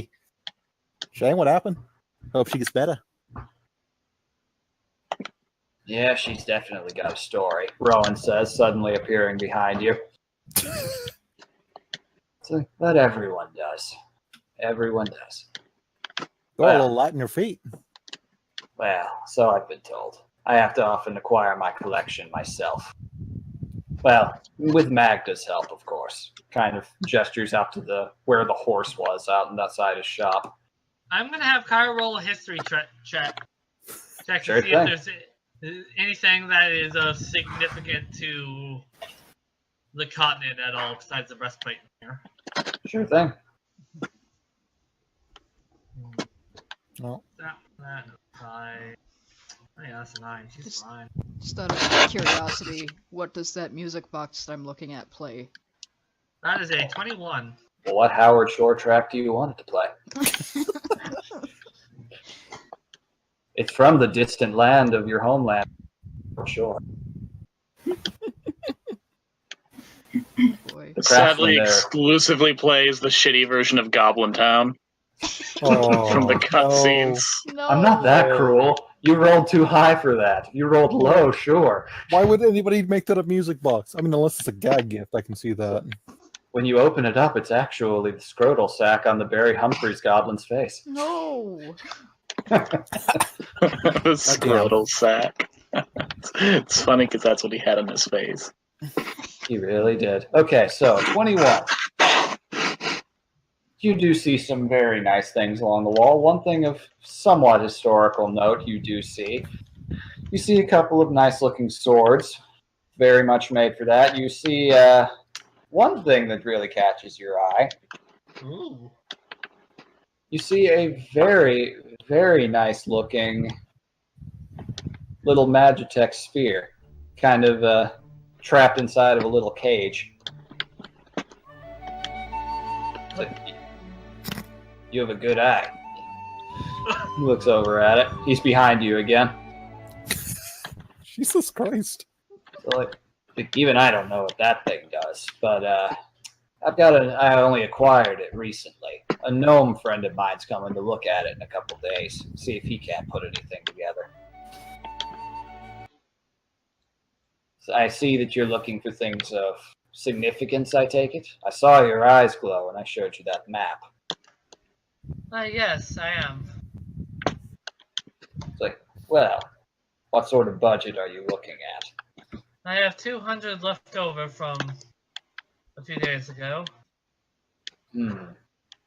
That's not going to get you much of the more priceless things here, but I think I might have something. He kind of moves back into the back room. He comes back out with a pretty nice looking ornate old short sword that's definitely of a dragonborn sort of aesthetic. He also comes out with a pretty nice looking ring. This one looks a little more on the gnomish side. And he comes out with my list here for something appropriate for the amount of money you have. On second thought, that's basically it. Most of my more historical finds wind up getting donated elsewhere or bought out by those of a more archaic inclination. The owner of the person who runs the mausoleum, for instance, Than, that silver dragonborn. I can tell you've met him. One doesn't forget his face. He and Lady Agrona even are often quick to scoop up anything of particular value I bring back. But I do have these old things here. I'm not sure what the ring does. I don't appraise things very often. Nor do I have the equipment to here, unfortunately. The sword is very nice, though. Draconian in make. Very sharp, in spite of the fact that it's quite old. I know someone here that does.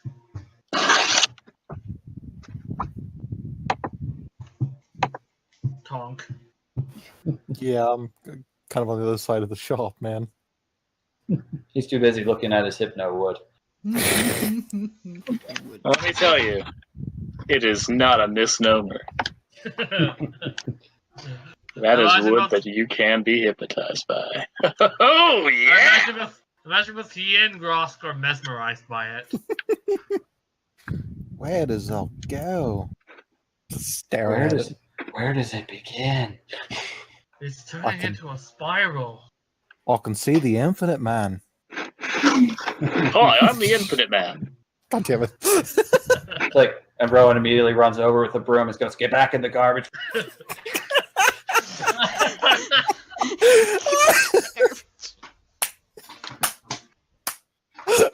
God damn it. It's like, sorry about that. The occasional odd thing comes out of these places. It's like, that particular is a kind of little wraith you just saw there is an apparition that came out of a defective attempt of making a bag of holding out of a garbage can.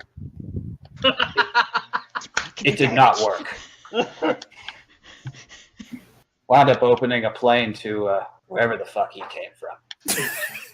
You cannot stop what does not end! You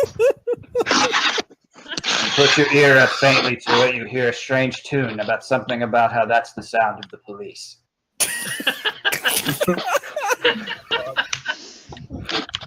What the fuck even? So you gonna call him over?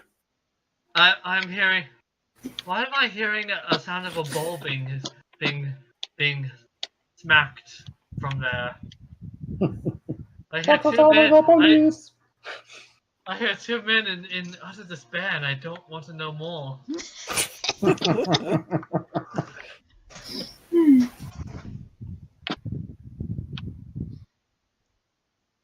It's like the whales of the damned. Ouch. Okay, so. As do all players feel when they play Necropara.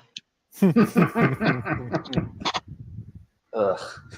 Please don't remind me of that. I regret watching through that thanks to you. Just, ugh. Well, I regret it. It's fun watching the TFS guys lose their mind. Because I lost my mind a little bit along with Jesus.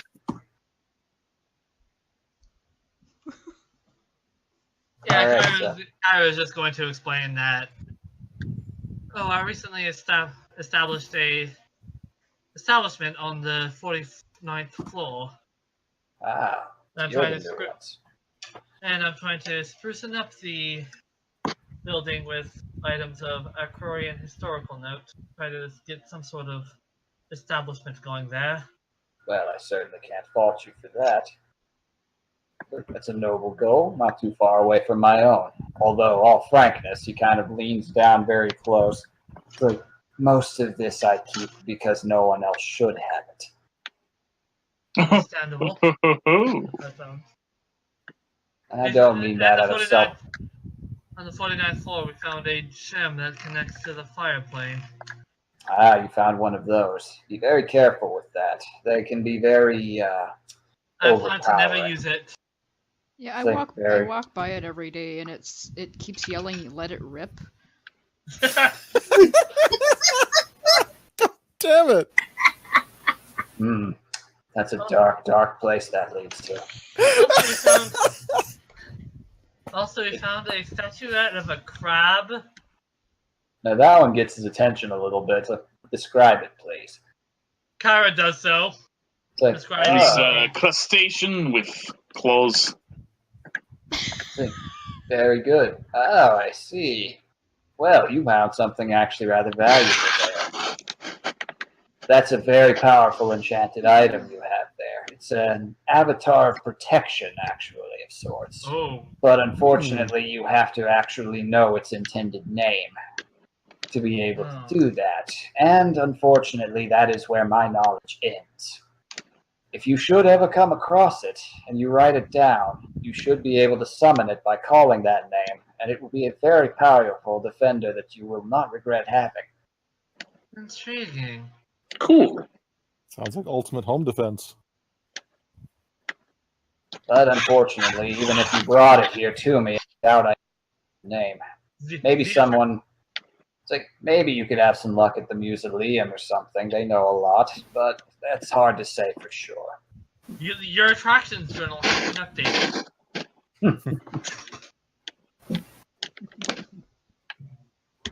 Well, I will update that in time. All right, so I'm curious, what else have you found down there? Found old. We found, well, I'm sure you've heard of the Gru. Ah, fearsome creatures, those. Never seen one myself. Well, not anytime recently, but that's actually rather fascinating. I've heard they're rather fearsome creatures. But I suppose one coming up from the Underdark wouldn't be unheard of. Also found, not on that floor, but someone that long ago came from the tunnels under Epton, by a man named Lawrence Osgood. Okay. You mentioned Osgood. Yes, I have. Push the Osgood button. I wonder if we should like- have did that. His eyebrow goes up for a brief moment, stares at you for a bit, then paces back behind the counter, and walks out with a pretty interesting looking etching of a guy wearing clothing very much matching what you found down in the quarry. It's like, this fella. Yes, that's actually identical to the remains we found. Well, I'll We be currently have damned. some sort of a memorial to him in our establishment. Is that right?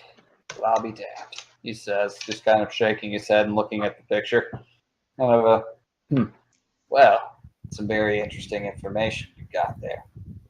And Kyra pulls out the Eldritch Orb. Oh, yes, I know all about. Reaches up and reaches out to if you'll let him get. Oh yeah. All right, his hands kind of take the orb and regard it a little bit. It's like it's aged a little, I see. I wonder if it's still. He It's grips still- it. Yes, And- still looks. It's like interesting. Well, you've got a valuable thing there, valuable keepsake. Just fair warning, though. There are potential side effects to prolonged use of it. Yeah. Slightly and- uncomfortable sensations are just the beginning. You use it too much, you might actually find yourself a little more socially maligned than you normally might be. It has ill effects on people. I intend to put it on display later as opposed to actually use it. Well, that might be a wise decision. Just keep it secure. This And then thing is. Kyra, also sifting through it, accidentally pulls out Extreme Convenience. I didn't think I was supposed to be. It's like, oh well, now what do you have there? A crossbow It's like, of a questionable origin. so like, just kind of reaches out for it. There's a Kyra lets him slight, look at it. it's like, He regards it for a few moments, nodding a little bit, knowing. Hands it back to you with a wink and goes, "That's quite the nice free sample you've got there," and paces back behind the counter. Fuck. Kyra has a 1,000-yard stare. Amigo. Look at your amigos. Like, I would tell you to take good care of that, but all frankness, I think it's going to be the one taking care of you. I wouldn't have that. All right, well, if that's all that there is for the night, for the day, is there anything else you'd like to look at? I'll be back. Chances are, since I'm going to be a permanent resident here for a while, this won't be the last time I'll be here. I look forward to your return, and any other potential weird things you find. You find anything a little too unique for the public's eyes, feel free to bring it my way, and I'll tell you how we can go about keeping it safely contained. Kyra is going to bring him to the side, though, and asking him how much of in the know he is with Agrorna's browsing. Hmm. How exactly are you wording that? Carefully. All right, so what exactly are you asking? Just how much information that he's received of what she's looking for as of recently. That woman's an open book, my friend. You've been in the city long enough, you know what she's after. She doesn't talk about it with everyone, but she's been by here a few times. Almost every time I return, she asks if I found anything. But it's like, from what I hear, you found a little something. Word travels. Kyra then nods. Alright, then since you already know, I suppose I can share what I have found and looking for then. That would be a mighty honor, miss. Kyra shares. Alrighty. He looks through your notes a little bit. When he gets to the dagger, you see his face becomes kind of inscrutable for a moment, kind of fades into a bit of a mask. Because if he knows it from Agrorna, then might as well. Yeah, he gently closes it and hands it back to you and says, "Be very careful who you show this to. Trust me. Agrorna's not the only one looking for this." I'll keep that in mind.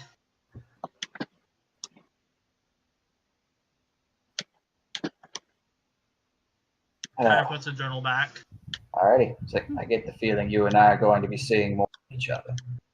I have the same feeling. And speaking of, how did my secret insight check earlier go? Oh, you could definitely tell there was something guarded about what he said there. Kara caught a double meaning then. Little bit.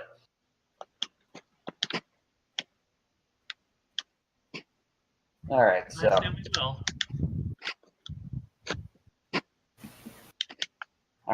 you guys have anything else you're looking for? Anything you're looking to buy, or we can head on?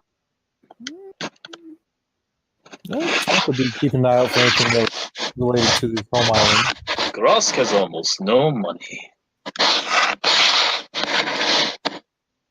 All right, you want to look for something that reminds you of home? Oh wait, that Yeah. reminds me. Did we ever do the gift giving thing? I don't think we did. Well, yeah, Irana did get a little something for you, but if you want to look for something from home, sure. Roll, let's say investigation for this one, since Ooh. Didn't Fucking we all hell. split a pot of like 4,000 gold between each other and shit? We each have like 800. I Yeah. believe you decided to do that. Yeah. So Grosk has a lot of money. Oh. Alright, Grosk, look for something that remind Grosk of... Well, fucking +4, useless. +1 is where it's at, man. Clearly. All right. Talk to you, unfortunately, you try to look, but every time you do, your peripheral comes back to the Hypnowood. Goddamn Hypnowood. All right. With that, Grosk? What would be a nice thing for that? You did see the skull. Yeah. That's a little bit too personal, though. That was a Ceratosaur skull. Yeah, it'd be a little sad. All right. You do It'd be like see buying a random taxidermy dog. Oh, you got your own Rowdy. Oh no, TT! Oh. Oh, no. Oh, now I'm sad again. Okay, so you do see a pretty nice necklace made in the style of your own people of what looks like dire crocodile teeth. Yeah, sure, why not? That'll run you up 10 gold, miss. Okay. Nothing particularly special about it, but... All right, so that concludes our business here for the day. I bid you all farewell until we meet again. Oh, wait. Assuming, of course, the road doesn't call me out anywhere else between now and then. Didn't you want me to appraise the damn ring? Oh. Yeah, but Kyra was only browsing and she didn't really invest into it yet. Alright, never mind then. Also, more of the spear. That not even he praised yet. Alright, Mr. Tonk. Yeah? Would you What's up happen here? to know what that over there is? She points us to.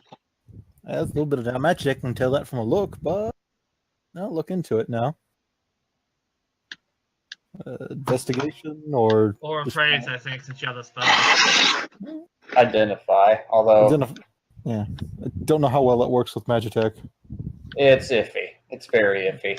This one, if you cast it, you're not really going to get anything out of it. How would I just study it?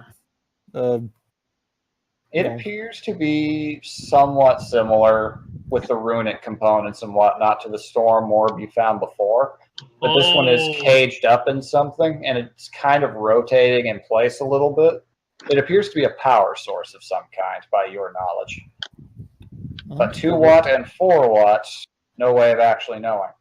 Gonna relate that a little bit. Yeah, kind of like a little storm orb, but power source almost. Bit of weird. Is that right? Rowan says, looking back at it. Well, I'll be damned. I'll have to get that looked at. Yeah. Even more so now. I thought it was a fucking Dragonator. I mean, it's a goddamn thunder spear. I'm sure if you threw it into a dragon, it dragonates just fine. It's Old Faithful. Where it belongs. Behind glass where it can do no harm. Hide your bards. So, Oh god. Fucking hate All that right. wolf so much. all right, so you guys done? I'm done. Yeah, Kyra is. Yeah. She's in conserva mode, so Yep, understood. Alrighty, so you wanted to get the thing done with Violet real quick? Yeah. Alrighty. You guys want to go with her, or Oh hell yeah, we're yes! on the group. Oh, Kyra never met Violet, so you have no idea whether all of them are super psyched about this weird place. Yeah. I don't know whether to carry it or be scared.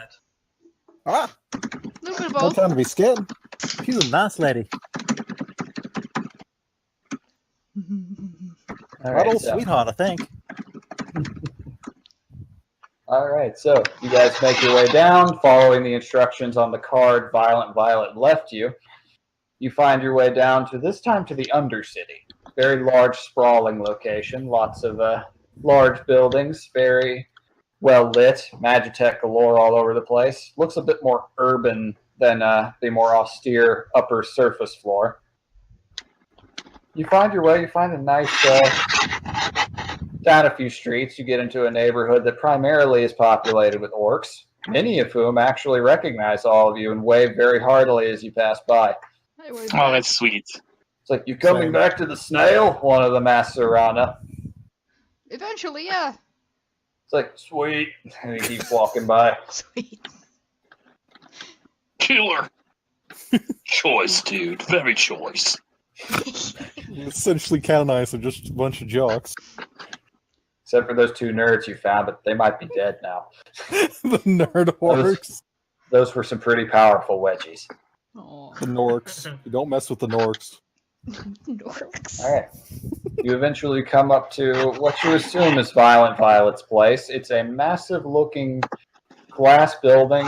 It's a greenhouse by all standards and definitions. It's built in a very Madrian style, so Kyra, you immediately understand. This looks a lot like your average aristocrat's pleasure garden Ah, that they go to and bring in exotic species, except this one is overgrown in vines, and you see a strange winged creature. Actually, roll perceptions. a winged creature, you say? Yes. Oh. Not very good, but Goddamn weird game. okay. Not Fucking- a one, but just as bad. Again, goddamn +1's better than a +4. Fucking thing. 6. Fun. Kyra, you're a little bit uncomfortable by the sheer quantity of orcs that keep passing by, being really friendly and handsy with you guys. Handsy? So, just like fist bumps and like elbow nudges, things like that. They're very friendly. They really like their performance. In a, oh my god, this is so extroverted way, not, oh god, orcs racist way. I have to specify that. Yep. All right, so These handsy damn orcs touching. They're just really physical. they're very touchy-feely people. All right, so That is what they're known for. you notice a small, weirdly enough, a pigeon. Somehow underground. It's a deep pigeon. Flying around near the roof. And as it gets close, a long red tendril shoots out faster than the eye can follow, grabs the pigeon, and retracts back. Oh my god. So it's like, and you hear this loud laugh from inside. It's like, that's what you get, you dirt rat. It's like, oh, hello. She paces out, and you see the decked out in a nice green floral apron, matching her kind of pale gray-green skin, deeply, very tightly braided long ponytail coming down to her butt, which, noticing enough, actually ends in a small little spiked mace ball, Oh my god. is the wrinkled up old face of Violet. I love So her. there you are, you little fireball. Wondered when you'd be coming around. What You're the right. fuck, eh? Irana shoots a big smile up at her and says, "Well, we had to take care of some business at the guild this morning, like- so Ah, you actually do guild work now. I have a few friends up there. I hope old Red Eye treated you well. I'll know if he didn't. Oh, he did. He was very friendly. Good. We haven't had a good tussle between the two of us in a long time. It kind of makes me nostalgic just thinking about it. Now come in. There's something I wanted to show you. She motions for you to follow, and as she does so, you see her kind of bat at a large tuberous plant over by the side, and it kind of belches and unfolds away and kind of slithers back to the wall. It's like, don't touch anything yet. Okay. I just imagine her workplace has the 0 days since accident sign on it. No, there was an accident sign, but it's kind of overgrown with vines. No one can touch it anymore. Somebody actually walks over and tries to touch it, and the sign itself grows teeth and tries to bite them. It's like, yes, Whoa. the dreaded domestic workplace trap. The deadliest of all. It preys on your own weakness. Oh no. Oh, I'm sad. All right. Oh. Rana's looking around at all the very green tendrils and says, well, your garden is really nice and healthy. It's very pretty. I feed it every day, dear. Thank you.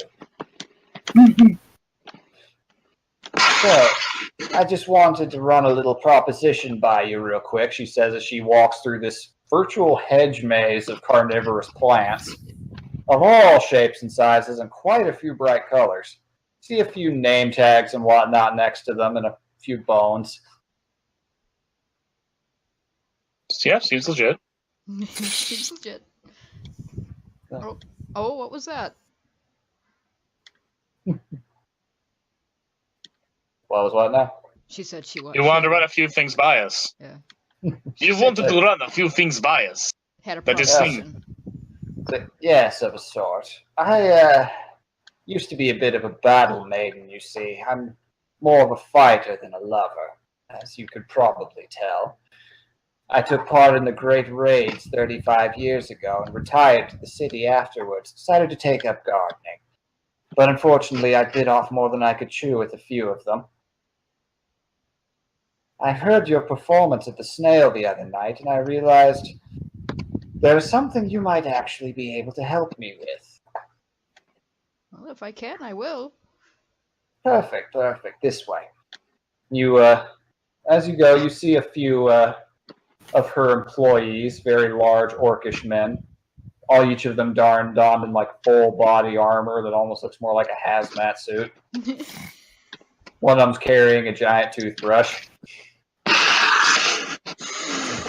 It's like, don't forget to floss this time, Ernie, as she walks by. It's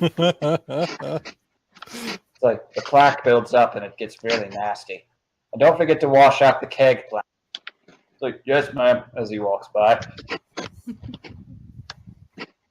So like, she walks into another room and you see it's kind of an isolated wing. It's like danger for experienced handlers only on the side. And she steps into the door and says, that's mostly just to keep the riffraff out.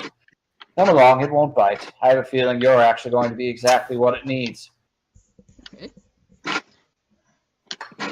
She follows to the door. All right. It's a fairly good-sized doorway into a darker chamber. You see a little bit of light coming in from overhead through the glass ceiling. And all around to the vague corners of the room, you see strange little growths kind of in each of the corners. Your eyes kind of follow the trail of roots extending along the ground. And you kind of realize they go up to the wall and cover almost every single part of the wall the more closer you look. It's one massive network of vines, and up at the very, very top, you see a very brightly colored bulb that has kind of a... Well, I'll just chill here. It's kind of got an Audrey 2-looking face. Okay. It's not really moving. It actually looks kind of wilted. But this here is a very, very import I got a few years ago. It's actually from, he points over at Grosk and Tonk, it's actually from your homeland. You ever heard of a whistling strangler? Have we? You can roll for it. Knowledge nature. Nature. Would Grosk have advantage? I'd say no. It's not the most common plant even there. Fucking +4. I should just rewrite everything. That's to be okay. +1. I got a 7 because of my So- low intelligence score and the fact that I haven't used that as one of my proficiencies yet. So have I, a 7. Neither of you are aware of it. So it's like, oh, well, I suppose not everyone has. They're rare. Frankly, racist of you to assume. Tank's just gonna shrug and go, hey, a bit more coastal.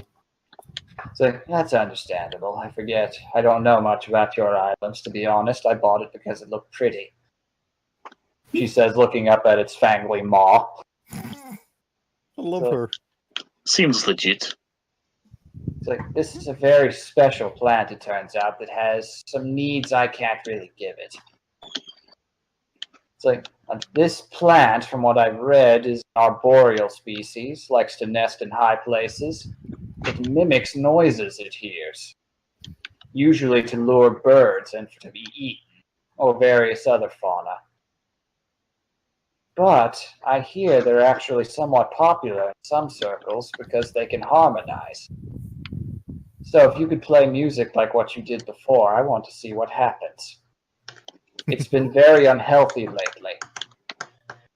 Been wilting more and more by the day, and I fear if I don't try something here, it might die on me. Oh, well, I'll give it my best shot. That would be grand, dear. I did it again. You're not 20. Yes. God damn. Oh boy. The shit. This happens every performance check you do. She's really good I'm at almost- it. This goes beyond that. Your halfling luck is showing quite a bit here. You don't even need to reroll that once. Alright, so. Don't worry, I'll You get get- one someday. So, alright, you how do you go about this? Which instrument do you pull out? Well, I don't think it would react that well to the accordion, so I'm gonna try the flute, actually. Alrighty then. And that Lord of the Rings song that I posted earlier that's the one I'm going to play. Nice, nice. Okay, so you start playing. It echoes really well in the glass room at first, kind of reverberating off all the walls really, really well. Nice acoustics. Very nice acoustics. All of you kind of can't help but kind of start moving along to the beat a little bit. Oh, yeah. And you notice the plant, a bit of color is returning to it almost immediately. And it starts whistling along and starts swaying back and forth a little bit. You see the large bulb extending down towards you. Slowly but surely, the maw kind of extending into a kind of a piranha plant-esque smile. And it starts whistling along with you. I'm going to roll a performance for the Strangler here. There's a sentence I never thought I'd say. Oh, that's a 15. Oh, yeah. He harmonizes really well. Nice. So, yeah, it turns into a very lively little... It's mimicking you note for note. It's keeping up with you. It even starts to kind of shake things up with a few other sounds it's heard in the past. It starts remixing. God, it's beatboxing. Not yet. It's not that good yet. More a cappella than anything. All right, so as the tune winds to a close, the plant kind of contentedly almost looks like it sighs. It's got a lot more color and it's smiling a little bit. So, like, that is the healthiest I have ever seen it, Violet says, nodding a little bit. So, like, huh. You, my little fireball, are a special thing indeed. Which is why I'm going to keep you. God damn it. Well, Well, you definitely deserve a reward for that. This is a very expensive plant, and I think it's going to be... Actually, let me test that. And she reaches down and she pulls out a dead chicken, tosses it up at it. A vine immediately snaps out, grabs it, and throws it into the maw, which starts chewing very loudly. Like, it hasn't eaten in 2 weeks. oh. Well, I don't really need a reward. I'm just glad that it's feeling better. Oh, nonsense. good work deserves pay. And she paces out into the room. It's like, and I will let you have. It's like she kind of walks around the room for a few moments, looking through a few drawers and cabinets. It's like, perfect. It's like, I'll let you have a pick from one of my prizes. All frankness, I'm not going to take no for an answer. Oh, okay. So she Violet, she says no to you. I guess. She paces over to the strangler and kind of strokes it a little bit. It gently opens its mouth. She reaches inside and plucks out one of its teeth, which you now realize is actually a little seed. So, like, you could grow one of these easily enough.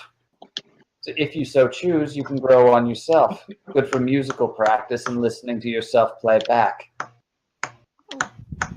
This one I insist you take.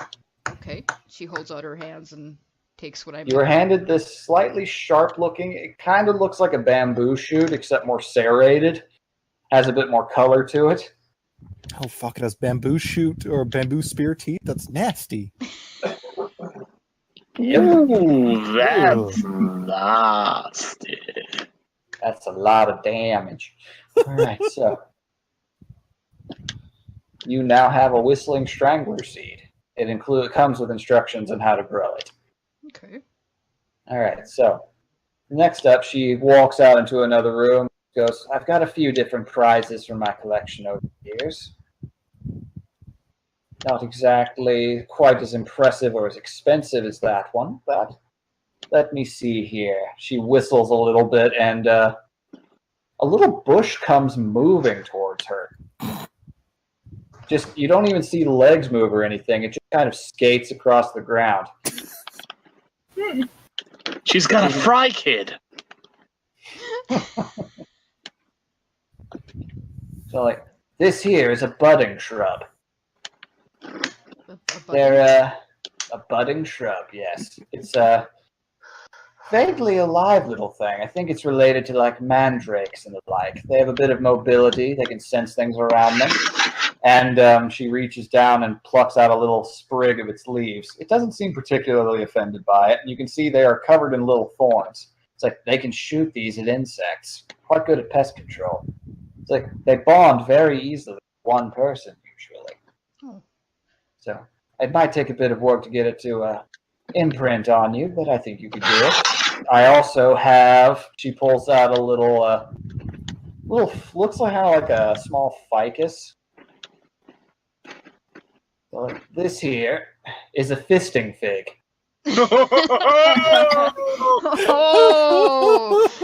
Oh, we were all waiting for it. Oh, dead silence from the party, I'm guessing. Oh boy.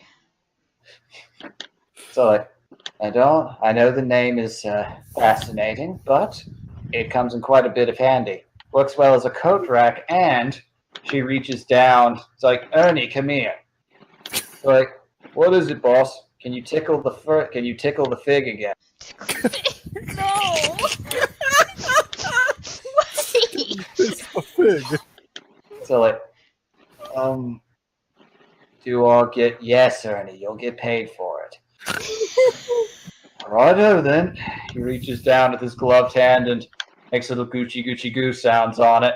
And immediately a branch of the tree extends out and gives him a haymaker in the face. Dealing, just 2 points of damage. So like, I think he loosened a tooth. Oh, it's like, you're an orc, it'll grow back. It's like, thank you, you'll be compensated. Righto, boss. Walks off. So it's a bit of an acquired taste. I don't keep much of the boring variety, but if you're into something more pretty, there's this. She walks over to a shelf, and there's a very lovely collection of a lot of very brightly colored flowers that are vaguely shaped like dragon heads. These are a more magical relative of the snapdragons you'll often see in a lot of rich people's gardens. I decided I'd wanted to live on the wild side. These are dragon snappers.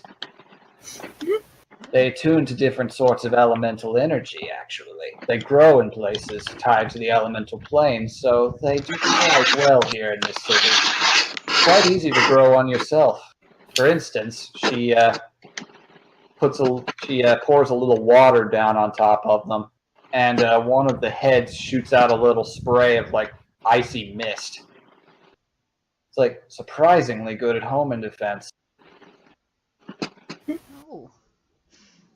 Oh, just out of character, I'm leaning towards the Dragon Snappers because I'm having flashbacks to King's Quest 6. Nothing wrong with that. And there's kinda only one picking- left she's got to offer here. You do see as she walks along, there's a plant walking along after her. It kind of looks like a cactar. So like No. that one I'm not offering. That one's mine. That's a vampire cactus. It's like its name is well, not entirely proper. In my native tongue, its name is Little Prick.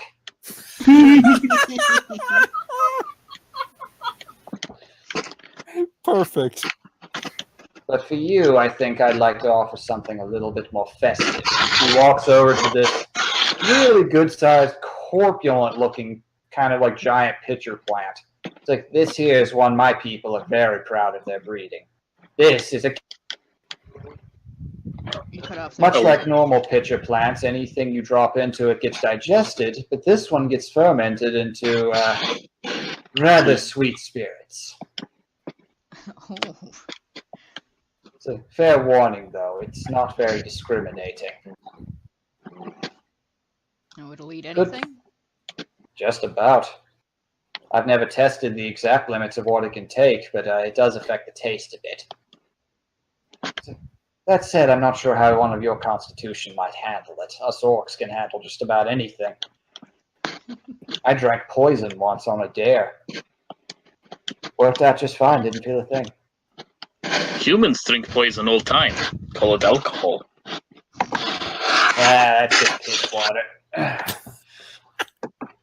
Yes, it tastes like that. Tonka is kind of wander over to the near the keg keg Mhm. plant. Any free samples? She looks at you with eyebrows raised. Why not? He pulls out a little beaker, actually, and kind of reaches down to the long gloved hand into the confines of this thing. All Now, buy frankness, the sounds it makes are unholy. Now, by a little beaker, do you mean a tiny version of the Muppet? Oh God! Yes. No, not in this case, but later, yes. It's meeping as it goes down. You hear It was some- about time Beaker got bored. Oh God damn it! She reaches up with the beaker and pulls out a very kind of an earthy colored liquid, bit of a yellowish golden brown to it. She sniffs it. It's like, pretty good batch. Not the best we've ever had, but to your health. Hands it over to you. Take a little sip. Roll a con save. Joy. Oh fuck. With advantage. I'll give you advantage. No, that's fine. I'd actually rather take the flat con save because it's funnier. Sure thing, Let the dude. dice decide. Yeah, it's a 2. Oh, no. Oh, it doesn't even The make it. The total is a 5, but I mean it's a 2 plus 2 roll. Yeah, you swallow it. It does not make it down very far. It Oh, burns like hellfire. This is like drinking like turpentine. Oh, early shit. Can It's like, I, yeah, I thought so. can I try some? He's gonna pass the beaker down because he only had a sip. Okay. It's like, it's like, feel free, Fireball. Anything if it might work for you. Let me see. Oh, okay, that's not too bad. 18, 19. 19? Damn. Wow. Okay, something about halfling physiology. You guys are basically bottomless pits. I rolled a 16 and I have a 3, so Alright, so unlike Tong, who's used to has more moisture requirements than you do and basically just got dehydrated, you just chug it down. And Violet's jaw kind of drops a little bit. It's like, wow. It's like, I feel more and more like you're the daughter I never had. Oh no, I'm being adopted and Finally, the tables have turned. damn it.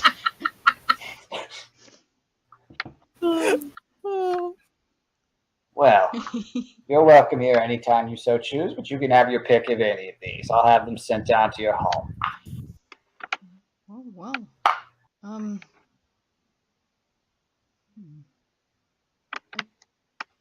I'm really having a hard time choosing between these because they're all really funny. Yeah. Yes, my goal. Oh shit. They're all just amazing. I had more, but they weren't quite as punny. I'm leaning towards either the dragon snappers or the barrel plant The keg plant. because yeah, the keg plant is really funny. Makes sense because a pitcher plant is a pitcher, so a big one's a keg. A keg plant. I love it. Well, if you want both of them, I can charge you for one. Ooh. How much do they cost? I'll run them 100 gold apiece for now. I can grow more. That's not bad, actually. I can grow them anytime I like, dear. I actually like the challenge. All frankness, I don't get a lot of customers simply because, well, a lot of them can't handle these. Well, then I will take both, thank you. You're wanting the snappers and the keg? Yes. All right. That'll run 100 gold for one of them. The other one is yours, my treat for saving my strength. And I will hand over the gold and thank her again. I may have to call you again sometime if it starts to wilt again. It might just be the trick, although you've given it enough music to where I think it'll be just fine. Might even start singing itself sometime soon. Well, Yeah, if might it be ever- social. If it ever wants to sing with me, I would be glad to come in and sing with it. Well, when your one you have there grows up, feel free to bring it by. But it takes a while for them to reach the size mine did. I fed it a lot at first, a little too much. They grow quickly in the right conditions, but at first you can confine them to, say, a tin can or something. Gonna say, it might be social. Just get another plant and they may just sing to each other. Yes, they are tending to be a bit on the social side. I might try growing another one, see if that helps. That said, I am going to need to invest in more birds, though. Well, either way. Thank you very much for your help, dear. Oh, you are very welcome. Thank you for the plant. You're most welcome. I'll have them sent to your home. Alrighty. Fucking nat 20. Again. I'm just waiting. I'm sorry. Just waiting. I'm sorry.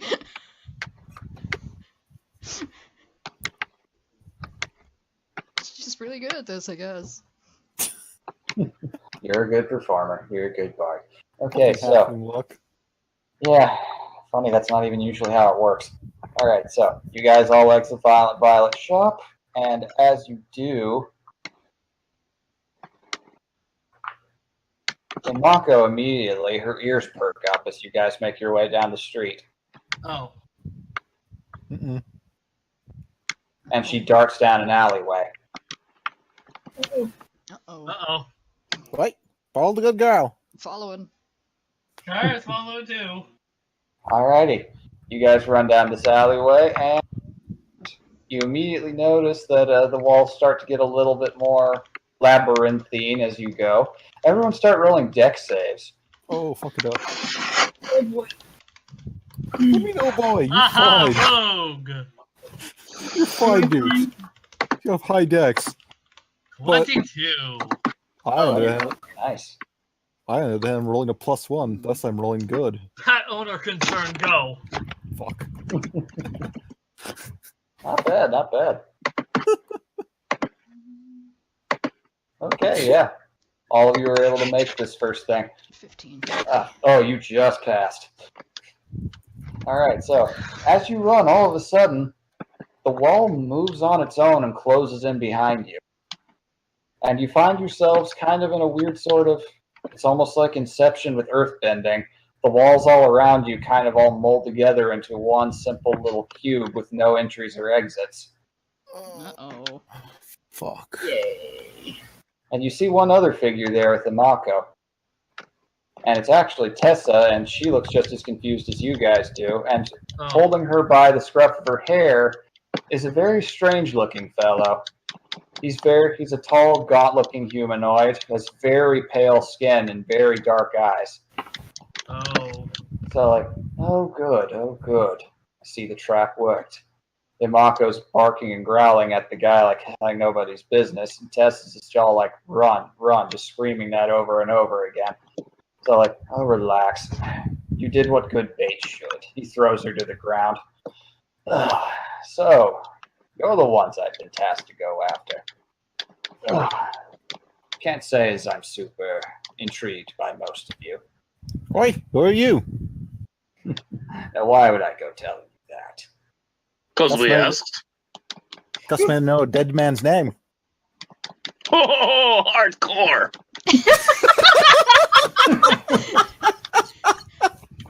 Oh, that's fantastic. You all have sense of humor. I'll remember that. So, tell you what. You say Because that I- like you will be surviving encounter. Oh, but I will, Damn. because you see, you're not fighting me. Oh. He kind of walks backwards and melts into the wall. And from outside, a small doorway opens up, and a rather strange-looking pair of humanoids walk out. I would say you guys, at the very least, I know Grosk and Tonk would recognize them. These are both Yuan Ti. Ooh. One of them looks much more humanoid. The other one has got a much gnarlier countenance. His head is more or less like a puff adder's. Has very dark skin. Thinking like, well, how nice of him to be able to. I thought we were going to come and things went south. But, pleasure's all ours. And everyone roll initiative. Rolling initiative. Even Tessa and the good girl. God damn it. Oh, I'm rolling for them too. Of course. The only +1 roll I suck at is initiative. 23. I mean, a 10's not bad, but Alrighty, let's see what we got here.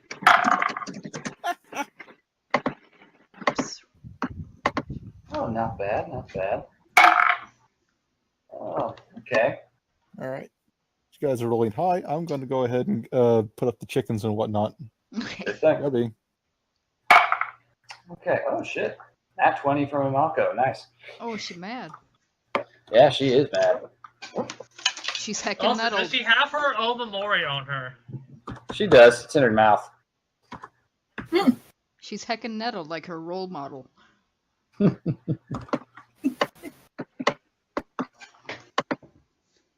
Okay, so that is 19.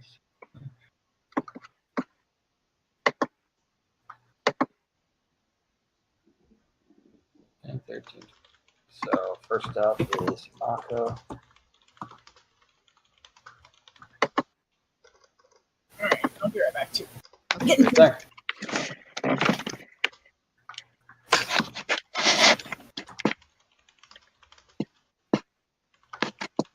Just roll a 15.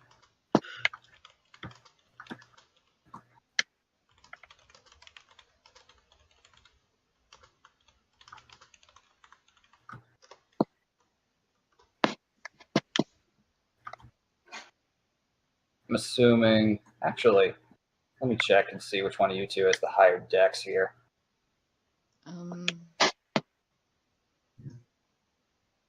I think Gross would.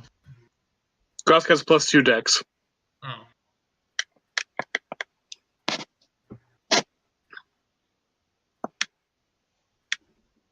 You actually both have the same dex, so that means you basically get to choose which one of you goes first. That nude isn't here right this second, so no biggie. I'll just say you went first. Grosk isn't first.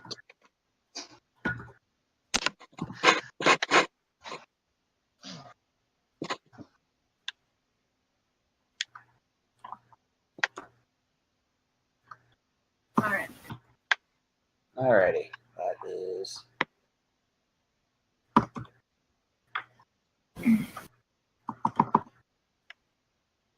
Alrighty, I believe that's everyone.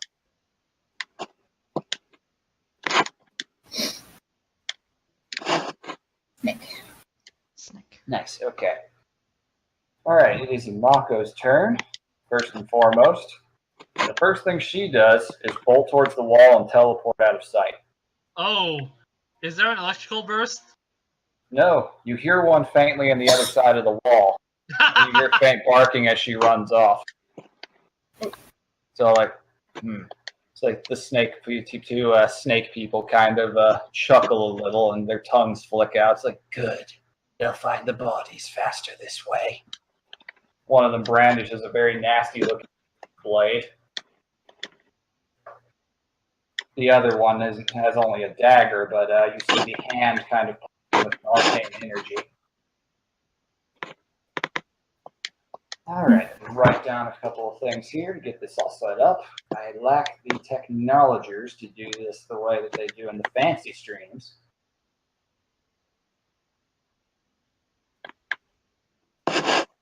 Wait, are we gonna get a grid? No, not in this case. Wish I could get a grid right now, but I did not have time to prepare. That's fair. I'll be back real quick. Again, sorry. Alright, so Imako used her turn to flee from combat, presumably to get help. So, I'm just going to cross her out from the list here. Link dogs have a pretty sizable teleportation. So you can assume that there will be a guard here pretty quickly at this point. I'm glad you guys brought her along. Alright, first of all, Kyra, it's your turn. You are trapped in a strange sort of octagonal, featureless clay space. Everything's kind of beige white, the walls and whatnot are kind of angular. Kara is going to hold her action. What are you going to hold and what for? Because she's scared and has not really been in a person-to-person life-threatening situation before. Nerd. Alright, so what are you holding? If she gets attacked or if someone else gets it within range, because she has it, it's basically holding a machete. Gotcha. So you'll attack if one of them comes up. Yeah. Gotcha. Okay. Alright. You just kind of shakily pull out your short sword. You know you've put two and two together by now, by the way, in my did. These guys are probably responding to the your activities in the fight on the dais about a week ago. This is probably vengeance for those thugs.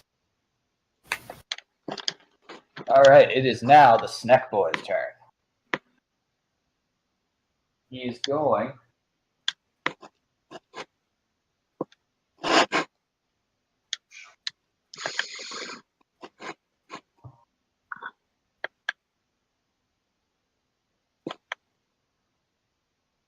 Alright, he's going to calmly stride forward, his very wickedly curved-looking scimitars in hand. And, let's see. I'm going to have him swing at... Yeah, seeing Kyra, he's kind of liking the fear in your eyes right now. Kind of a, oh, that's just delicious, as he paces forward. Throwing the sword in his hand, and he takes, as he comes into range, you can roll to attack. Alright, we'll do! Oh, hey, not 20! Nice. Okay, so roll your damage. My damage, alright.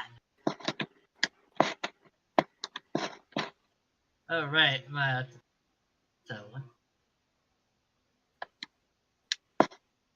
oh fuck, I can't believe I've done this. Max damage. A 6 on a d6, so that's a 10. I am back. Who's getting killed? Two snack. Kyra just critted the snack boy. Ooh. So that's 10 damage altogether. Plus the whatever bonus she gets from the crit. So yeah, that's double. So yeah, he reaches up to swing at you with his scimitar, comes down.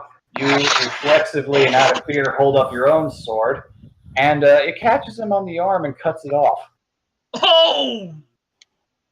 The sword clangs to the ground, hitting the hard stone. Just ding, ding, ding, ding, ding.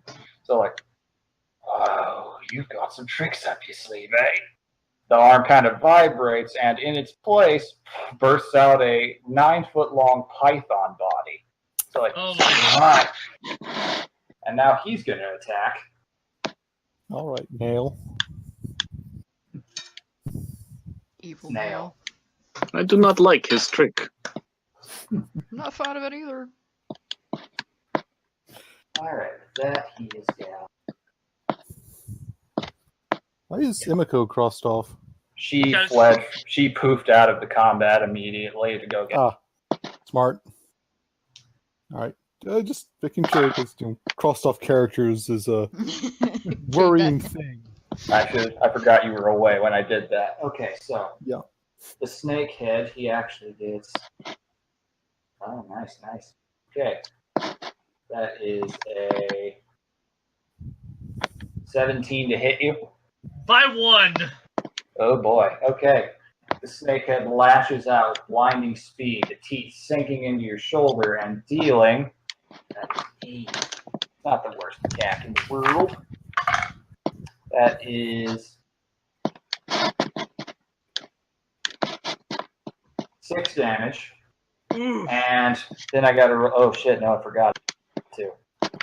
6 piercing damage on your shoulder, and as the bite retracts, you feel a little bit woozy because you just took. Do I have to roll a Constitution save? Not in this case. Not for this. You also get. Yeah, you take 6 poison damage. Fuck!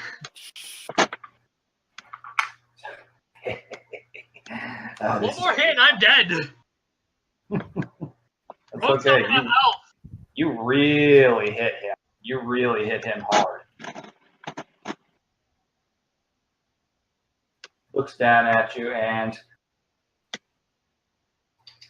yeah, it's like, you might be a bit too fun to kill quick. And the snake hand kind of buffs up a little bit, getting longer and longer and thicker. And I'm going to need you to make. Would you say it's save. gotten extra thick? You gotta make me do a dex save? Yep. Alright, here we go. That is a 15? You pass, yeah. It comes down biting at you. Step back out of the way, and it kind of awkwardly flails on the ground. Then it kind of winds back to normal human arm length on his body. So like, tricksy, aren't you? You know how to hit, I'll say that much. So this might actually be fun after all. So, and that'll be the Sneck Boy's turn. It is now Tessa's turn. And seeing what just happened to you, she gets an idea. She is currently just... Oh yeah, she actually is just out of the range of the other Sneck person, the other Snurson. She's going to run up and she's going to flank the Sneck Boy by approaching it from behind, which gives her sneak attack. Ooh, dueling rogues. That's gonna be fun. Do-do-do-do-do-do-do. Stab. Oh yeah, that hits even without the bonuses. Okay, so she did that. That means dagger she's got here. That means I'm gonna need 3d6s.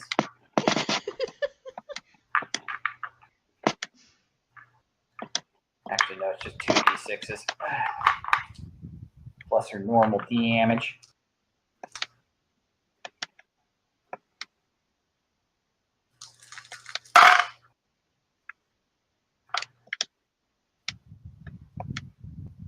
Oof, yeah. Oh, she just did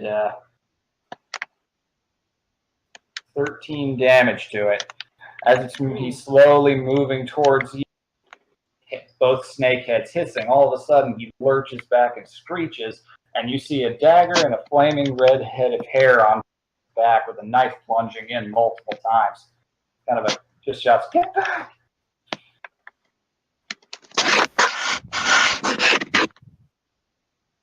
All right, that actually, oof, yeah. Those were more wounds than you were expecting to have. Sheesh, that's half his health all together. So that is it for Tessa's turn. That's all she can do. Irana, it's your Okay. The Sneck boy has been hit pretty hard. The Sneck Goyle is holding back towards the back of the room, kind of assessing the situation. Alright. Well, I kind of want him to get away from Kyra right now. So I'm going to cast Dissonant Whispers on him. All right. What does he have to save against? A wisdom throw and a wisdom throw of. He has to beat 15. Nice, okay. Well, here's this magical thing about the type of he is. The type of Yuan Ti he is actually gets advantage against saving throws against spells. So let's see if that works. Save. Oh, yeah, no, sorry. It's like he takes only half damage if he succeeds, Yeah, only half if he succeeds. but the spook effect does not go in. So. That's a good amount of damage, though, even still. So Let's see. 6 + 4. Divided by 2. So he takes 8 damage. not bad at all. Yeah, he's feeling that. Yeah, you play your spooky song at him. For a brief moment, you see his serpentine eye just completely, like, chameleon-like lock onto you for a moment. You see a little bit of pain in his face as he grits his teeth and flicks his tongue out. So, like, you're all full of surprises. Alrighty. Is that it? I think that's. And then I'm going to. Can I still move? I'm wondering. You have not moved yet, so yes. Okay, I'm going to move actually a little farther back. Alrighty. What, 5-10 feet? Like 5 feet. Alright. Anything else? You have a bonus action or anything? I don't think so. I think that was it. Alrighty. That means it is now. Yep, it's the Sneck Goyle. Much more humanoid looking. There's no hair on it. Reptoid look to her. It's still kind of almost human-like skin. She just kind of is still regarding the situation from afar. She's going to look over at the two ranged fighters. And she is going to cast Poison Spray. Oh, joy. Ooh. So let me look that up real quick.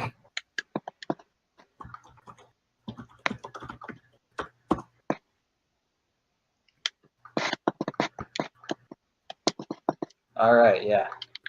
She's aiming that at. I'm gonna say at Lumi. No. All right, you must.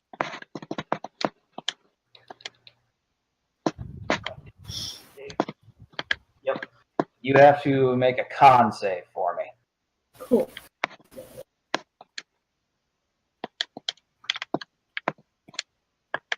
Oh, that's okay. I got 12. 12, huh? Whoa, man, you just passed it. All right. Good thing, because that's a D12 of damage that I got to cut in half now.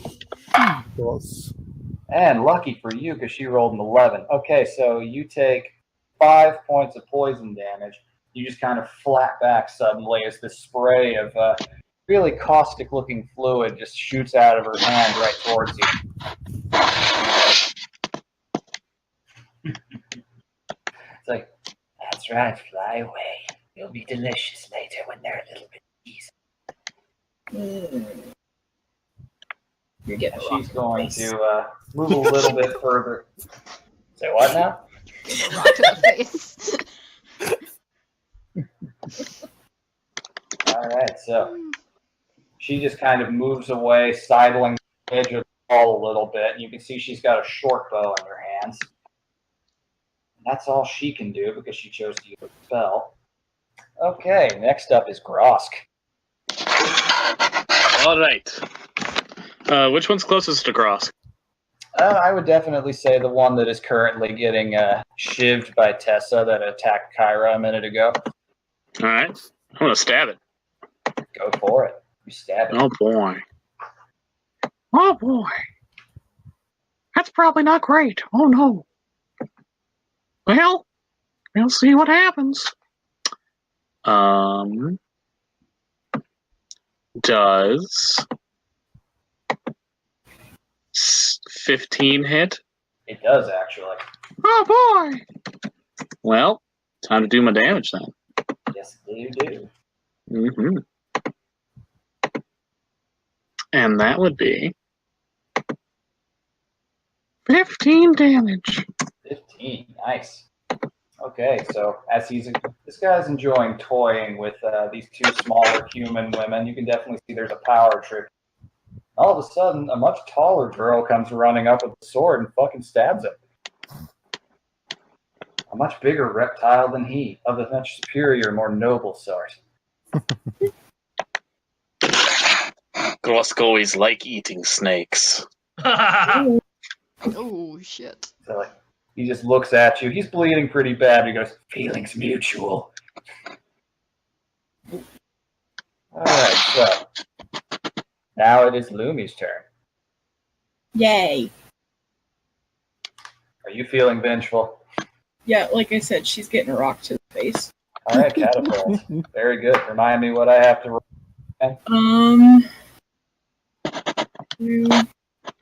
They have to make a dex save. Dex save. Her dex is not the best, but it's not too bad. All right, what does she have to beat? Oh, where's my thing?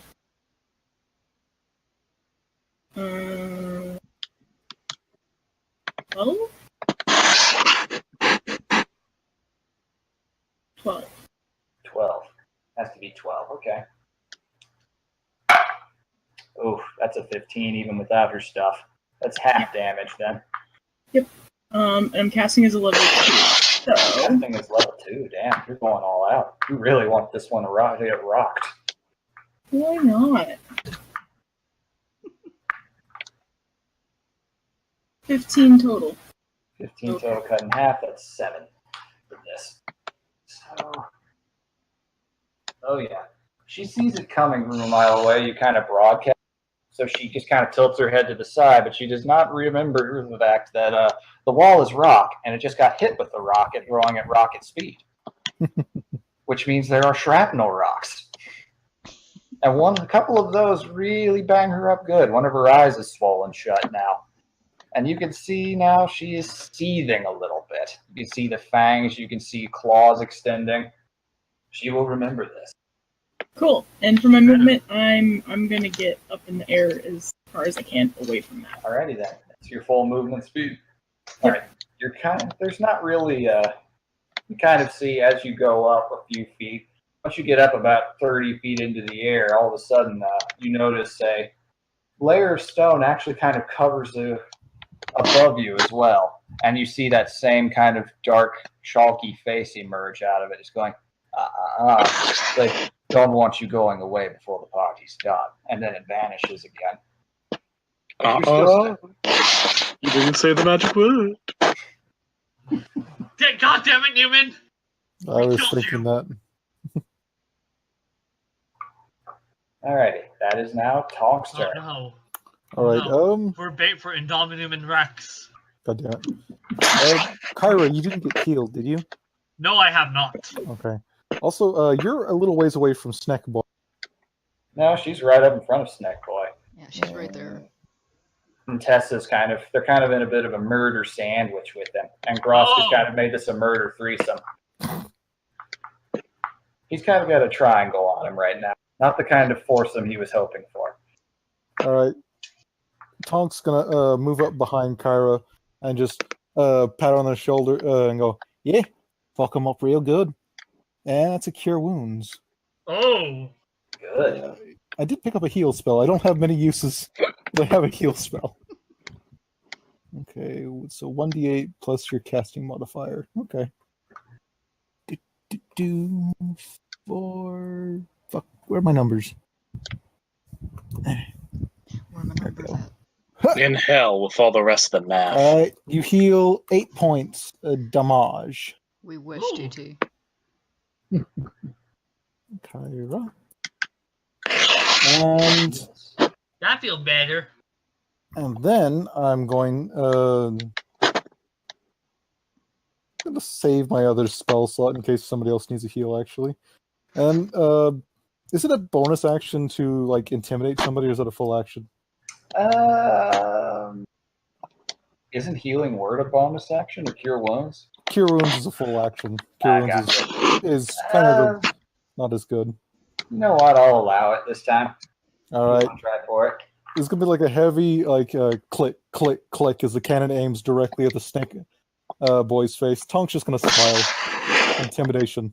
All right, I'm gonna roll insight on him for that. Yeah, he's not particularly fazed by it. At least not that you can tell. His snake eyes are just kind of looking down at the barrel. Should I have just rolled intimidation, or? I mean, if you wanted to.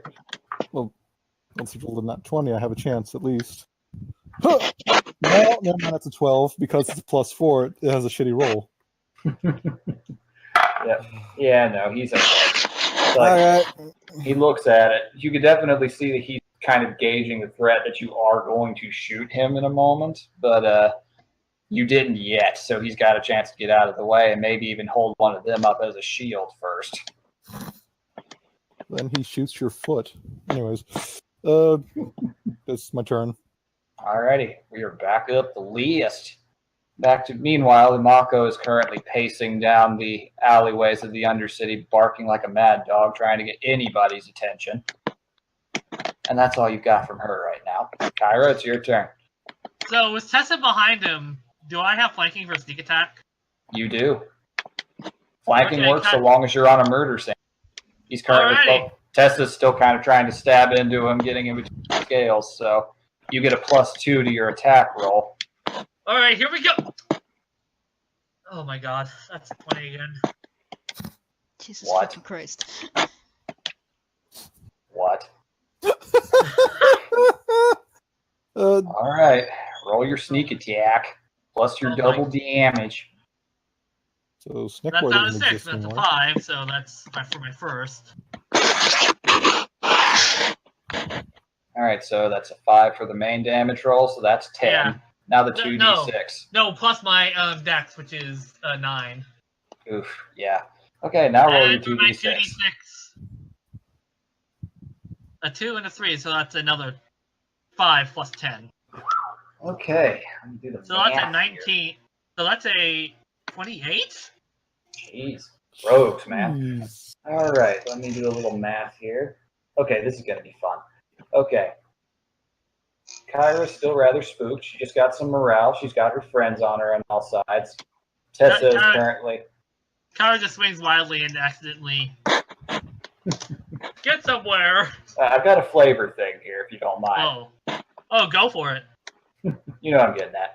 Okay, so he's the snake boy's still very confident. He's bleeding out of his mouth a little bit. You can see even the snake arm he's got is not doing so great. He finally gets annoyed, grabs Tessa and constricts her at the snake arm and holds her over his head. Kind of this is finally starting to get annoying. It's like, I'm gonna have fun breaking all of you. It's like, this ain't even worth this. It's like, I don't even want to get paid anymore. So, it's like, now you'll die knowing exactly the fact that no one knows why. And as you do that, as he does that, all of a sudden, a machete's poking out of his chest from behind. Oh. Jason! He does care! Well, I mean, this Crossed is a boy. universes to help his mother. Oh, This is you see the blood just spurting out of his mouth. His grip immediately, Tessa drops to the ground, just heaving and gasping for breath. He turns around, sees Kyra, who currently looks like death herself. So, like, I had something in you after all. Fine. I'm not going to be the last. You've made an enemy that doesn't forget. And he just collapses. He did. To be fair, he's one who make enemy. He one tried to kill us. I mean, He can try and put that on us. It's not going to work. So congratulations. You killed one of them, and the Sneck Goyle is not happy about that. Do not You hear worry. her We shall calling meet out. him with honor. She looks at Grosk with murderous intent. She starts shouting something in a very strange, bizarre, raspy language. I don't think any of you know the Yuan Ti tongue. Probably in soup.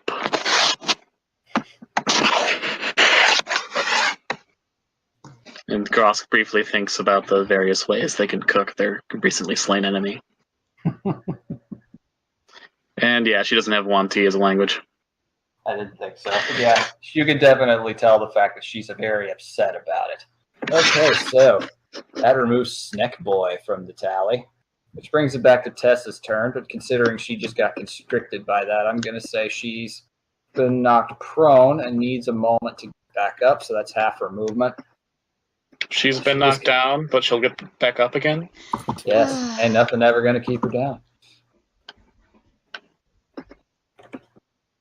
All right, Sneck Boy, you did. All right, so Tessa kind of looks at Kyra. You can see she's having trouble forming words, but there's a lot of thanks there. Kyra is a white face as the full realization of what the fuck she did. Just, oh. I'm going to roll something for Tessa here real quick. It's a 17. Are you trying to hide anything? Oh, or- hell no! I don't think Kyra could have even if she wanted to. Gotcha. Tessa's breathing, and she just kind of walks over and puts an arm underneath Kyra's shoulder and kind of helps prop her up and moves her over to the wall. So, it's always terrible the first time. You'll be okay. I'll make sure of it. She holds out her knife. I owe you, after all. Twice now. And you see her draw out her knife, and she's going to hold action in case the Sneck Goyle comes after the person who just murdered her Sneck Boy. All right, that's Tessa's turn. It's now Arana, and the very angry Sneck Goyle is currently shooting daggers at most of you. Okay, well, I'm going to shoot an actual crossbow at her. Oh, even better. Okay, so...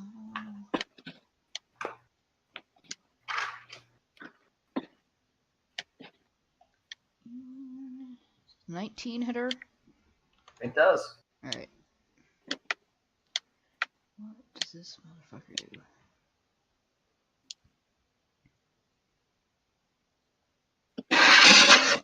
It's max damage on that, so... Yeah, 8, damage. 9 damage. Nice. I'm gonna aim right for her swollen eye, just to be an asshole. Ooh, jeez. Brutal. Pettiness there. All right, She so- cornered us in an alley and threatened to kill us slowly. She's mad. Yeah. All right, yeah. All right, so she definitely felt that. You can see the bolt sticking out of her scaly skin around near the swollen eye a little bit. She hisses in agony over that. Snaps the bolt off a little bit. And just kind of looks over at you. Even more murder than before. It's almost like she's spoiled for choice for who to go after. And I think that's all I can do. I think that Not attack unless- action. Unless you've got a bonus action you can use. No, I can't use bonus actions yet. Alrighty then. I do want to use a movement action to flip her off. Oh, that's just a free action. You can do that. Alrighty, and it is now her turn. Spoiled for choice as to who to go after. She wants to attack the person who just killed her Sneck Boy. You assume there was a connection there. But looking at the other rogue standing there with the dagger out, and then the very bulky looking lizard folk, she pulls out her short bow, and she's going to aim at Irana. Okay, she sees her readying her attack and she uses cutting words. Oh. What do you say? You better learn your way around something a little more substantial than that. Your boyfriend's dead. Oh, damn. All right. So cutting words, that basically means that I have to subtract from attack roll whatever you roll. That's 1d6. I need to let me actually get that for you, just to make sure you're doing it right. Yep. It should be you subtract it from damage. Yeah, Thing. charisma saving throw. Your boyfriend's dead and you're gonna be in trouble. Oh, no, never mind. I'm using breathing mirror one. Yeah. Hey, now. Okay. You choose to use this feature after the creature makes its roll, but before the DM determines whether the attack roll or ability check succeeds or fails. So you have to attack me first, and then I have to roll to see if you hit me. Alright, let's see what we got here. Oof, yeah, that's a 19 to hit you Okay. with a short bow.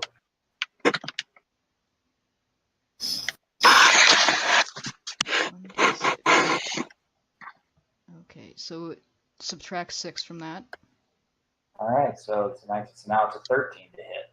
And she does not hit me. So, alright, yeah, your words definitely cut deep. And the arrow shot arcs over and just goes over your head. Like you can almost feel the ruffle of your red hair hitting the clay wall behind you. And you see, because of the fact that she's alone now, that chalky face emerge again, looking a little bit annoyed, just thinking, what am I even paying you bloods for? And this figure now emerges themselves from behind all of you. And they pull out a very nasty little longsword out of their own body. Looks like it's made out of raw earth itself. Is it safe to say it's a genasi of some sort? I would say that's a pretty safe bet without a roll. Also, I This have guy's probably an Earth Genasi. I have to take a break here real quick. I will be right back. Okay. Alright, so the Sneck Goyle's turn done. It is now your turn.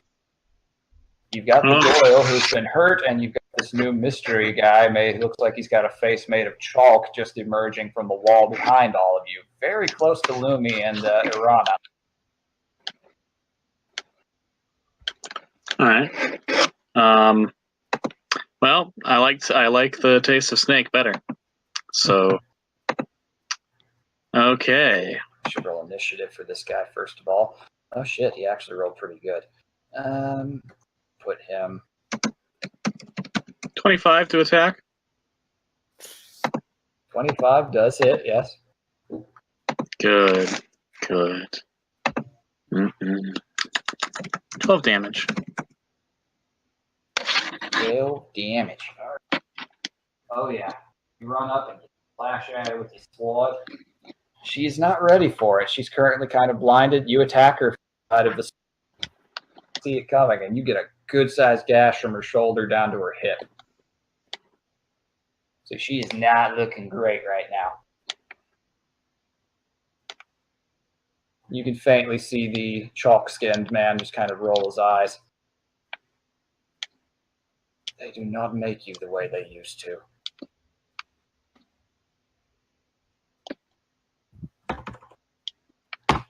Alrighty. That is your turn. So now it's Lumi's turn. Yeah. All right. This new guy is pretty close. You're floating up in the air, so he can't actually do anything particularly close range, but he's still very close to Iran. Sneck Goyle, on the other hand, Cross currently has pinned up against the wall. I'm back. I'm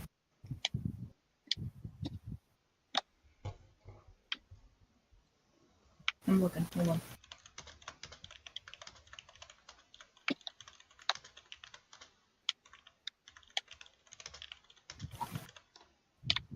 Oh,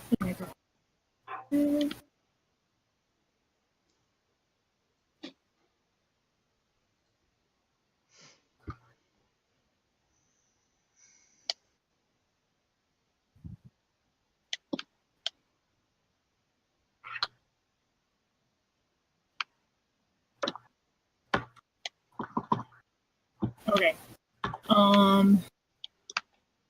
So let's finish off the snake. Alrighty. What are you gonna do? I'm going Gonna to eat it? use ice knife. Ice knife again. Okay, I assume you're using that sorcery point to Let's exempt kill Grosk from the let's attack. Yes. Let's Good. kill the dinosaurs. The Ice Age. Oh god. And And this also, snake has she's to cold-blooded, so Whoop, whoop, whoop, whoop.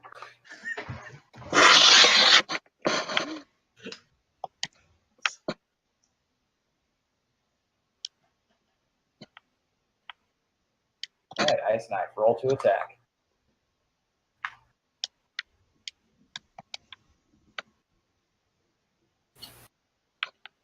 $21. 21 hits. Of course it is. So they have to make.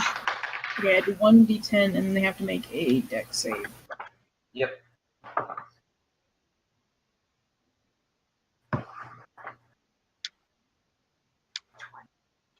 Drop the dice. Again. Okay.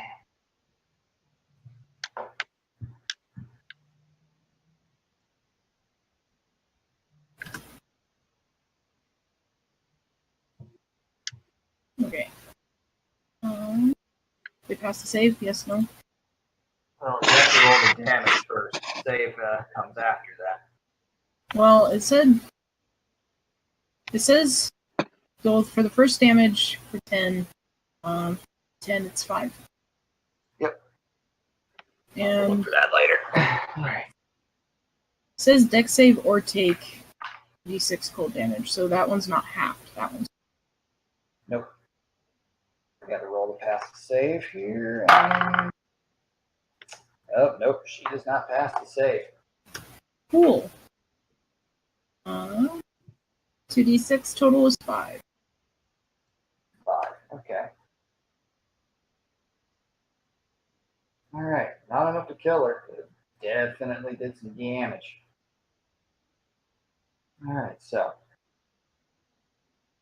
The ice knife manages to impale her from kind of a pretty nice trick shot, dodging past Grosk, impaling her shoulder, pinning her against the wall a little bit, and you now see veins of ice and whatnot spreading across it.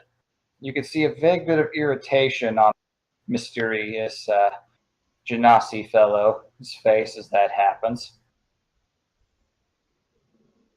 And yeah, she did not enjoy that. She is not good. She's holding onto her wounds, gasping for breath. She doesn't have enough hands to hold her wounds, all honestly. Alrighty. Tonk. Tonk is going to place himself directly between this mystery Terra man here and Kyra and Tessa. Basically, while they're trying to recover and get things, collected, he's going to try and buy them as much time as possible. And he's going to level a cannon shot at Mr. Mystery Dude. Alrighty. 20, don't roll a D8. That actually really shit. Huh! Like, oh, that was a fuck up. I put the 3 in the number of dice roll. Okay, there we go. It was a shame because the first roll of that 3 was a 20. Anyways, re-rolled that. It's a 19. 19 hits still. Sweet. So, Krakoom. And the damage. It's been a little bit.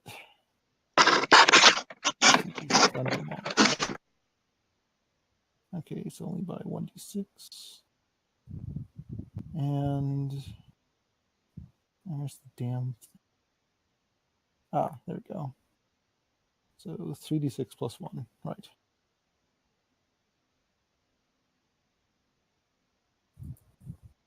Boom. There we go. It's 15 damage to Mr. Terraban. 15. Nice. Alright. Oh, pretty good. Anyways, Okay, then yeah. You level that he's- shot. Let me describe something Oh, real quick sorry. first, then, yeah. So you level the shot. He's currently distracted watching his accomplice completely and totally fail. Turns just in time to see a bolt of arcane energy collide straight into his head, and his head just explodes into a cloud of dust, Okay. which then reforms back into a face which is slightly cracked up, and you can see slight veins of energy coming out from underneath it. Kind of a, oh, tricky ones, aren't you? Oh But- fuck! I can't believe you've done this. People keep saying that, but I don't think you know what the fucking word means. We'll see about that. And he's going to, for my bonus action, I'm going to actually, should I save it for a heal? Because I only have one more spell slot I can use. I've Actually, got no. healing. You can go. Okay, I'm going to throw a Shield of Faith on Arana, which is a +2 to your AC for 10 minutes, though I have to concentrate on it. Damn. Okay. Yeah, since he's right there, he's clearly going after the squishies. Actually, Kyra's a little squishier than I am. Yeah, but By 1 health, I am. she has some more meat between her and Stabby Dude. You And don't. Tessa's still holding her action, and Rogue Murder Sandwich, as we've just seen, not something you want to be in. Nope. And Rogue Gross Murder was, Sandwich is death. Gross was kind of body checking the snack girls, so yeah. You're currently the most endangered person. All right. Anyways, sorry, this is my reason. Alright, end of Alrighty. turn. All right. Oop, gonna copy paste the initiative down here again. Now the Snake Goyle is almost dead. All right. Oh, it actually cuts that stuff out. That's stupid. Okay. I'll correct that in a second. Imako's still out. So that actually takes us up to Kyra. Kyra is still in a state of shock, so I don't think she can do anything even if she wanted to. Fair enough. Just gonna not do anything. Mechanically, it makes sense, but roleplay-wise, she won't. Fair enough. That is perfectly fine. All right. Guess his roll is actually higher than Tessa's was. It's actually the mystery dude's turn next. He just kind of surveys the situation very, very calmly. So, oh, wonder if it would benefit me better just to crush all of you in this chamber. Oh, but then I wouldn't have any fun, now would I? No, you wouldn't. Don't do that. You're right, lizard lady. You're right. Darn straight. I'll just do this instead. And he walks into the wall and melts into it. And he is going to reappear right next to the Snake Goyle, and he's going to try to stab at Grosk. Hey, wait a minute. Did he just appear out of nowhere right in front of me? Yep. Is that a anything? The fuck? Sometimes. Piece Oh. of paper flew into it. I For feel a like split that would second. be provocative. Well, attack of opportunities when they try to leave your attack, not when they come into it. All right. You win this round. Mechanics of the game. They're there for a reason. All right, so he's going to go to attack. Pulls out a nice looking earthen short sword, and that is a 18 to hit you.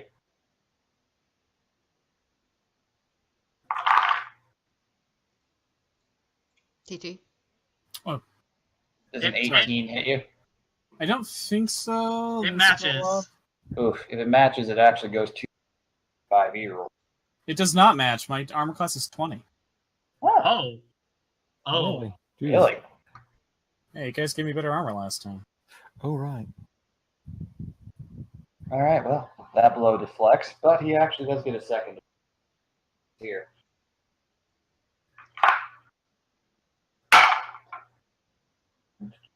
Oh, speak of the devil, that's a 22. That hits. Alrighty. It's just a short sword, so 6.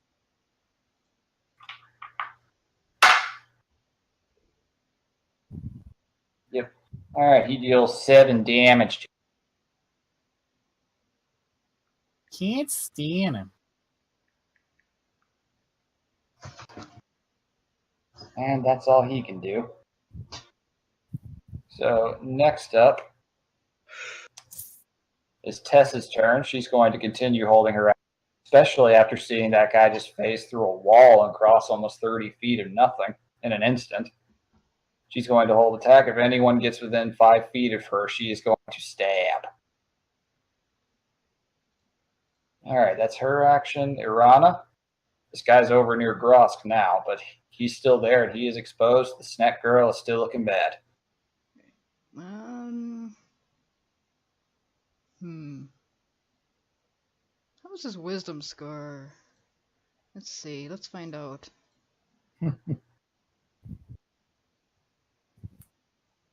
Yeah, just make a wisdom save for me. Wisdom save. You have to beat a 16. Oof, tough call. Okay then. Oh, he actually just made a 16. Yeah, but I'm the attacker, so it goes to me, you just said. Yeah, I will go to you in this case. Okay. I cast Tasha's Hideous Laughter on him. Yes. Oh, no. Alright He then. falls prone and he cannot move or do anything until I let up the spell. Alright then. The spell works. All of a sudden, this serious man, looks like he's wearing a bald man, looks like he's wearing a theater mask over his face, suddenly just starts cackling and this grating, rocks grinding against each other kind of sound as he falls to the earth. Kind of sort of half melting into it. Yeah, I'm casting this by making tickling motions in the air towards him. That's amazing. And making Alright. coochie coochie coo noises under my breath. How humiliating. So, yeah, he's laughing, but his eyes are locked onto you and they do not look. It's one of those things where the eyes say murder. It's a smile. Alright, it is now the Snep Coil's turn. Alrighty. Oof, that's right, she technically has this. Okay. Let me just look something up real quick. Oh, it's never good when the DM has to look up something. You would know. Alright, so. Not good for the DM. Because it makes it spotlight. Alright. Grosk, can you make a wisdom save for me? Yes, I can. Oh, that sucks. Oh no. Ooh. 6. Jeez, yeah, no. Do not get away. She looks over at you. Just look fucked the F up. And she starts speaking in Draconic. And for those of you who can understand, she basically says, we scaly folk have to stick together, right? Why don't you do something about your friends over there? And she casts suggestion on you. Well, okay, so I know Pathfinder rule. Don't suggestions have to be like suggestion that requires it to be something that would be in character to do, right? Not in this case. Let's see here. Suggestion in D&D is a little closer to charm person, but I'm not sure. Yeah, it is a charm effect. Basically, it makes this person sound very, very, very persuasive. Basically, if on a failed save, it pursues the course of action you described to the best of the ability. She basically said, us scaly folk have to stick together. Why don't you do something about those friends of yours that are hurting me? And that's it? Yep, That's the extent of the command? that it is. I know you're going to find some clever way out of it, but you can't technically attack her. Alright. Friends! Let us not eat this tasty snake woman after all. Does Gross conquer? No, she's just gonna argue on her behalf. She didn't say you like me now. She said we have to stick together.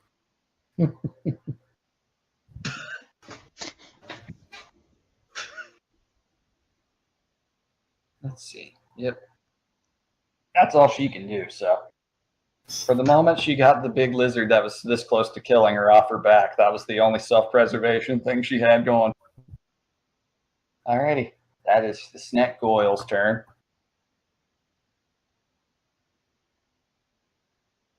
And technically, the suggested action was what Grosk did, so that puts it to Lumi's turn. Well, Grosk could use a free action to speak. There's still the clay guy, right? Yeah, but she could try and run to attack him, but it would take most of your movement to get over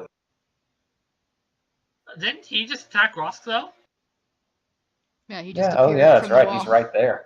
That's right. Shit, he did. Yeah, he's right there. You technically could attack him. Oh, cool. I want to fuck up his pants. He is prone, so you get advantage. Also, he does get a wisdom saving throw with advantage to break out of the laughter when he's damaged. Which probably will happen. His wisdom is not that bad. Does modified 20 hit? It does. It does. Yay! I'm gonna fuck up his pants. Fuck him up, roll. That's best. Still. 7 damage. 7 damage. Not bad. That's at enough all. to fuck up his pants a bit. Yeah, you do. Stab him in the pants. Alright, so.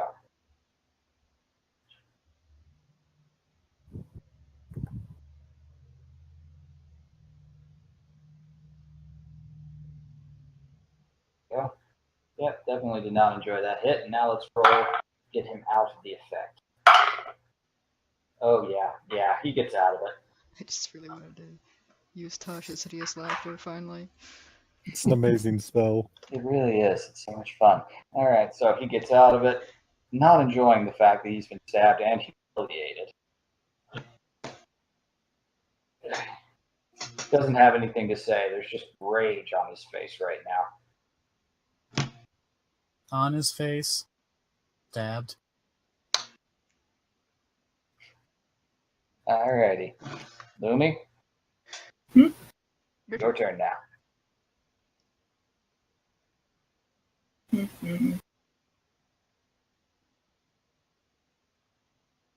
I'm thinking.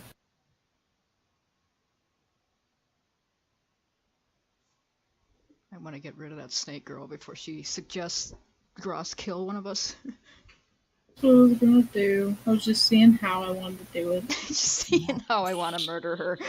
You have options. No, she's gonna get another rock to the face. Alright then. Hit him. Smack. It's only gonna be a first level spell. Alright. Beat 12, you said? Yep, she has to be a 12. A deck save, but isn't she pinned to a wall? No, not really. She managed to get herself there. Still a normal dex save for her. It'd be disadvantage if you were attacking the other ranged attack. That's a weird 5e rule. And not that it matters. She got She got a what? her save was a nat 1. So Oh! Fuck. Roll severity for that shit then. I'm going to. She just dies her of a head- heart attack. So her head no longer exists. Yeah, there's a very real chance of that, depending on what. Also, there's a hole in the wall. Oh, she rolled a nat one, not mystery. 82. Jeez, that's pretty high. Okay, Oh, yeah. shit. You don't even have to roll damage. The rock just completely turns her into paste. It's like, yeah, she gone. She gone. Told her she was Victoriously. She looks like she can take a breath, looks over at her snack boy corpse over there, looks at it, whispers something, and then as she turns, boom. Just gone. I would Yes, feel I'm bad, mad. but they're horrible murderers. Alrighty. Holy The shit, snack Lou. assassin. So the snack assassins are dead, and Lumi in a dramatic fashion. Alright, so that point brings us back to Tonk. Nope. No, not a spell, so Mr. Granite, prepare to eat cannon. Alright, you have to roll with disadvantage, technically, with ranged Granite attacks. loves cannon. Shit, why was that? You technically, with ranged attacks, when an enemy technically advantage. Okay, you I'm not- cut Cut out. out a lot there. Yeah, okay. What was that again, Grim? You had to roll disadvantage to attack with a ranged weapon when an The- opponent is prone. Oh. You No, knocked he's it up or- now, isn't he? No, it wasn't his turn. He just broke Oh. suggestion. He has to get up with his own movement when his turn comes. Alright, well, fuck it, may as well. Huh! And huh! No, 3. Yep. All right, no, you shoot. He just kind of rolls over, kind of little earthen barrier comes up and takes the shot. Kind of sits up a little bit, not quite to his feet yet, still a little out of breath. Like, oh. He doesn't have any words yet. Alrighty, we are back up to the top. Himako, those of you who are attentive in the state, roll some perceptions for me. Okay. You're tinted enough in what? So those of you who aren't distracted or otherwise shaken. In other words, You guys- Kyra, don't bother. Yeah. Yeah. I will roll. Whoa! Ah, finally my low roll is also low. +1 has failed me. Finally. Oh. 5. Okay, yeah, no. You're just kind of frustrated over the fact that your cannon shot missed. The rest of you, from behind, you hear a thud. Then another one a couple seconds later. They start getting louder. And you see a slight hint of panic on the earthen man's face. Not quite enough. He's thinking, oh, looks like our fun. I'll see if I can't take at least one of you. God, it's the Kool-Aid man. Not too far off. Oh, yeah! It's Thrak, isn't it? You'll find out. That or it's a fucking Euphrates who's dyed red. Or worse, it's Violet. Yeah, You're doing Violet. what now to my favorite halfling? Crunch. Oh my god. All right, so A mob getting- of orcs singing the mob song. that is pretty funny. All right, but they're not quite here yet. You can faintly hear it. This guy clearly led you deep into this little complex of alleys he made and trapped you. So whoever's on their way here is probably going to be a little bit. So, Kyra, it's your turn again. Are you able to keep shaking yourself? You can roll a wisdom save if you want to actually be able to get your bearings. Alright, wisdom save, go! What do I have to beat for my own wisdom save? Just tell me how high it is and all that. I got a 14. Okay, yeah. You calm down just slightly. Basically, vision, the shaking dulls down just a little bit. You can see a little more clearly. There's no ringing of your heart in your ears. You look up, you see Tessa, who's kind of looking around, wondering where that banging sound's coming from. You see the others all fighting. You see the two snakes both dead now. And you see the mysterious earthen fellow has emerged as well back into the fight. He's currently down on the ground and looking mighty nettled. All right, is there anything you wish to do, or are you still just going to stay seated? Hold action. Hold action, gotcha. All right, it's his turn now. All right, let me see what his secret weapon is. Just in case we got to this point, right?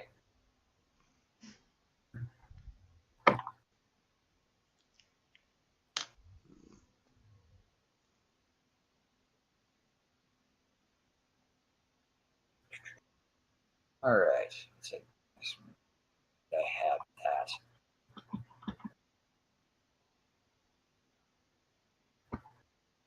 All right.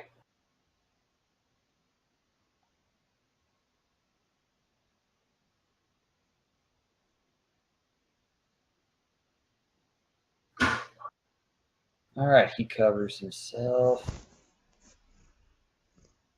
How's it?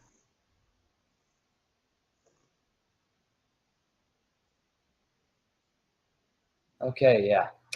He stands up to his feet looking very frustrated. His hands kind of rub together.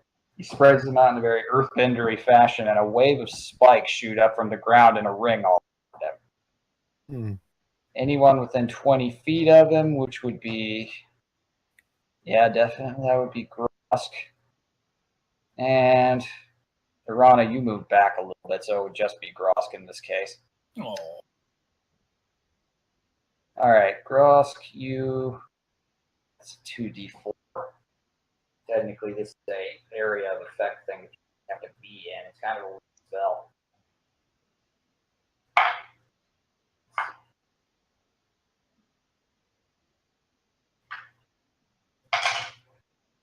Okay, Grosk, you take 5 points of piercing damage from it. Oh, fuck.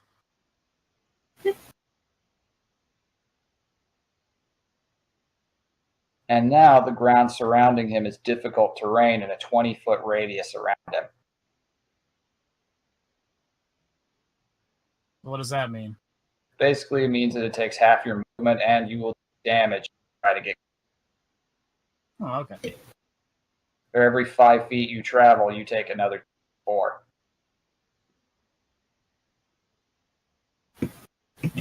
And then, because that's just a standard action, he's going to bonus action.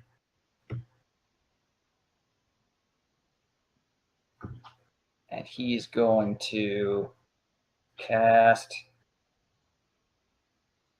Healing Spirit right on top of himself.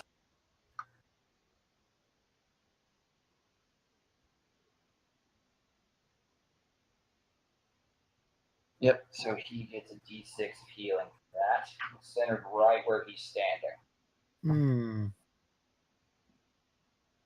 Alright, Healy bastard, I see. Okay, yeah, it's not bad. He heals for 3 damage out of that. Still enough to get him back up a little. Some of the cracks on his earthen skin start to form back and heal a little. And that's it for his turn. It is now, Tessa's going to continue holding her action. Actually, no, wait, hold on. What does she have here? Forget her inventory. Oh shit, no, she still has that. Oh, that's a good thing. Okay, yeah. She sees what's happening here. She's definitely not liking it. She definitely wants to get out of it. This guy's definitely still got some fight in him. She pulls into her pack and pulls out a small metal sphere, kind of twists it, and throws it at him. That's going to be a ranged attack. Oh, Tessa, you beautiful lady. That was a nat 20. Ooh. Woo! Not even Rogue kidding. Sisters! All right. It's a sonic bomb. Oh, Ouch. It hits him right in the clocks him right on the temple. Now, what magnitude of sonic bomb are we talking? Is this like Shadow the Hedgehog, or is that one to a werewolf? No, sonic bomb is the one where it's strapped to a chair and the others have to rescue it. They're weirder Sonic. What you get, you burrowing bastard, sonic bomb to the face. All right, oof, not the most amount of damage. But Honestly, I've seen a bunch of images just like that on DeviantArt. Yep. Oh! It's only 2 damage from the throw, but D8 from the Sonic. 3d8? 2d8. Oh. This thing's meant to deal with much bigger threats. She was saving it for a rainy day. Well, it only did 4 damage, so even still. So yeah, it's 6 damage altogether. Times 2. No, the times 2 was the D4, which was just a thrown object, and she only got a 1. So, Oh. yeah. Sometimes a nat 20 doesn't give you everything, but it still knocks him back a few feet. Knocks him back up against the wall. And she just kind of looks over at all of you and goes, "What are you waiting for? Fucking." You never see it coming. Okay. Verana? I'm wondering if this will work. Now that he's been hurt a little bit. Emotionally and... It might if I cast it in a second level 2 spell slot. Let me roll. What you doing? I'm casting Sleep. Sleep. And I'm casting it as a second level spell. Alright. And 40 hit points is what he has to... 40. Oof. Oh, poor thing. He's okay. Oh, he must have a lot of... Dude. Yeah, he's a tanky dude. He definitely feels it for a moment. Looks over at you and goes, I see what you're up to. I think you can actually take me in, do you? Think old Johnny Law's gonna finally take me down. You're mistaken about that. Well, you're going somewhere either way. Yes, indeed. To collect whatever bounty you're all worth when all this is over. We are not worth bounty. Oh, that you are. You very much are. Lombard's not happy about the fact that 2 of his jailbirds started singing, and one of them wound up dead, and he also took a pretty valuable piece of merchandise from him. What the hell is he talking about? Talking about the He dog. was. She wasn't there for that fight. She has no Could have fucking sworn idea. you said you explained every Yeah, we bit did. of that too. We explained that to Gross between sessions, but Gross player forgot. Oh, That's the dog, bad.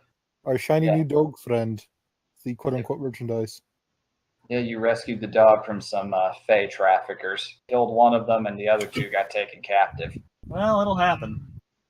And now the mob boss is clearly not happy. Ira's eyes go to narrow as she remembers one of the names that was on top of the list. Mm-hmm. You think he's Mr. Mystery? I think he's Mr. Kilmer. Hell yeah. I don't know. Mr. F. Alrighty. That spell did not work, so it is now, next to that, it's Karosk's turn. You can run up Yay. after him, but every 5 feet you move, you're going to take a couple d4 damage. But if you get within 10 feet of him, you've got that glaive you got. But that's still going to require some damage.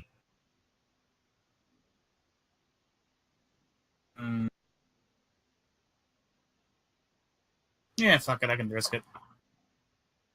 I'm Alright. gonna walk right up to him with my sword. I can take the shit. Alrighty. It's like a good 15 feet of walking for you, so let's see how many d4s that is. I think it's 3d4. He said every 5 feet, so. Every 5 feet is 2d4. Oh, please. So I thought you said it was 1d4 per 5 feet. But no, fuck that. Gross is saying where Grosk is. Oh, alrighty. And firing a crossbow at the son of a bitch. Do it. Alright. Does 17 hit? Only just. Yay! That's just enough. That means his HP is He takes 2 damage from my mighty crossbow. Yeah, it just kind of chips off of him a little Don't you add your bit. dex to that? No, you don't. You do have Yeah, Dexter you range do. attacks. Yeah. Your dex Oh, but he modifier. takes 4 damage from my mighty crossbow. It doesn't just bounce off, it sinks in a little bit, then gets pushed out like it's made out of sand. So, like, ow.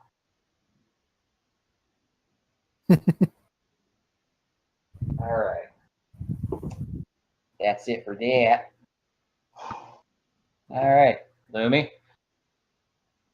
Okay, is he technically inorganic? Technically, no. Aren't we all technically organic? Technically, he's a genasi, so kind of a living thing. It's just they're heavily tied to the element plane. I think she's asking would Shadow do anything in specific. Yeah. I figured you were going for Shatter. Well, even if it doesn't, it's still a lot of damage. Yeah, It Shatter's- is, but like, Shatter's- he gets a disadvantage if Well, he's technically an organic thing, so Alright. I'm gonna do it. kind of. He looks basically like a normal, very bald human, covered in chalk in many ways, like chalk powder. Oh, joy. I'm gonna do it anyway. Do it. Do it, Lumi. Has to. I'm also gonna earn a point so Gross get hit by it. Right then. Isn't that all the sorcery points you've got right now? I've got one more. Cross Still is got one about more, that's right. 15 feet away. Yeah, so you don't need to. Oh. Depends on the spell. It's 10 foot. Yeah, Yeah. Grosk is fine.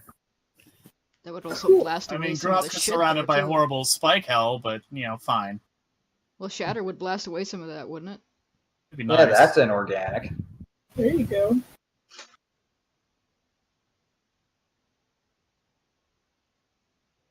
Alright, so what is the saving throw they have to beat here? I know it's a con. It's a con save, and I think it's still 12. Still 12. Okay. 3d8. Damn. Alright. Yeah, that's a slightly more powerful version of what Tessa just used. Hers was 2d8. Alright.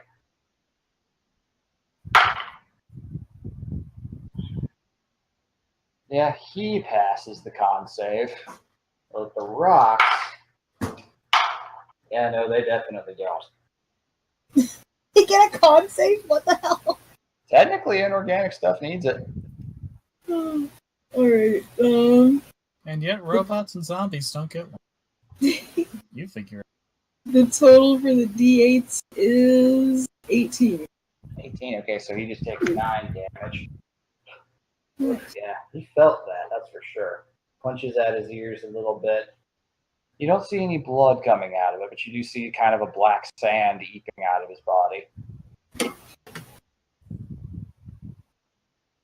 Yeah, he did not enjoy that blow. Kind of grasping at his ears a little bit, snapping his finger in front of them, then looks over at you with Moida in his eyes. Then, of course, we have, at last but not least, we got Tonk. Well, I'm out of tricky shit, so level cannon shot. Nice. See. And boop. Nope. What's your roll? It's a 9. Yeah, no, it doesn't hit.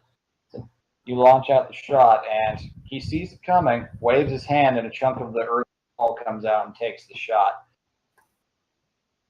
So you are a one-trick turtle, aren't you? As he returns to his feet and starts walking forward. All right, now we're back at the top of the list. Speaking of barks, Yep. you hear a heck. You see your sever coming from the other wall, like that.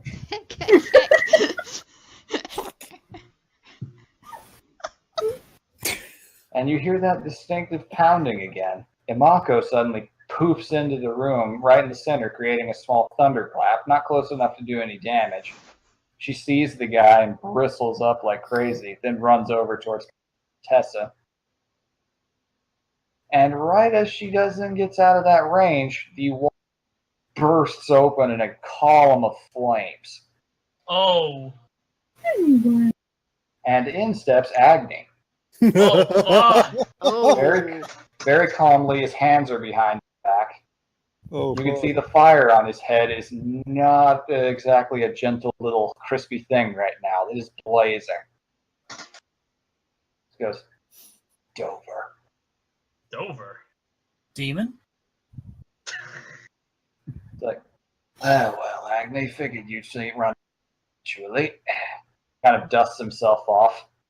It's like, funny. It's an old habit to do that, but it doesn't really work with like me. It's like, I killed you, Dover. What are you doing back? Like, you know the rules. You can't come back. Well, that's never stopped you before, has it? Well, you know full well you can't actually stop me. Nothing you do can actually stop me so long as we're in this city. All I have to do is just keep coming back and never leave. And we'll just keep doing this dance over and over And in a flash, Agni transforms.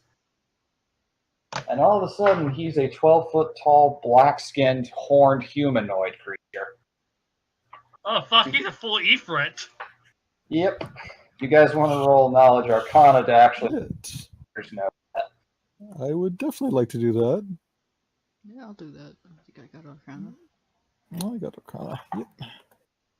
That's another Arcana. I have That's an Arcana, and you have Arcana. Oh, God shit. damn it! Everybody gets an Arcana.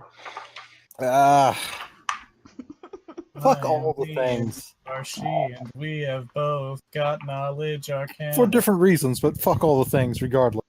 15. Natural goddamn 20. Oh, man. Eh. Rolled a That's 10, pretty- but 5. That's pretty fucking great. Yeah, you all recognize, you've seen art creatures before. These are the undisputed rulers of the element plane of fire. These are Ifrit, large, powerful commanders of the elemental forces of flame. And this one does not look happy. Looking like, oh, been a while since I've seen you like that, old friend. Do you want me to show you mine? Don't even bother. He just snaps his fingers and the guy just combusts and crumbles down into ash. You vaguely Roy see... Mustanged him. Yep. And in a brief flash, you see the face again on the wall, just kind of slyly winks and goes, "Till next time, then." And just disappears. Agni's just gritting his teeth, big, fangly teeth. Turns and sees all of you and where you all immediately turn, punches another wall. So, that guy is mad we dog. Yeah, Ain't stole nothing. Liberated. I have to be right back. Sorry. Alrighty. Well, it's good either way. Gonna say, dog's smart as you and me. Ain't no slavers. Bork. Imako just kind of trots over to you and, come on, you haven't figured that out? Kind of like look on her face. She is smarter than Grosk. She is. Forgot about that.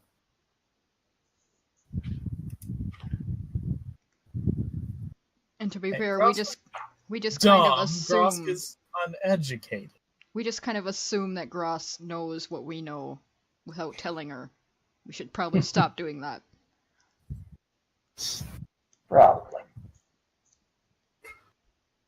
Agni kind of takes a deep breath and reverts in a puff of smoke back down to its normal form. So like, are you all right? Yeah, Yeah, A mostly. little beat up. Gara took a good hit. He looks over and notices that. Wait for her to get back before then, but looks over and he notices Tessa there, just thinking, "You got dragged into this too." It's like, yeah, it wasn't him though. It was the one after them. I was just bait. I see. Well, at least that's just the same problems, not the ones from before. Not adding another one to it. I'd rather not deal with this and vampires.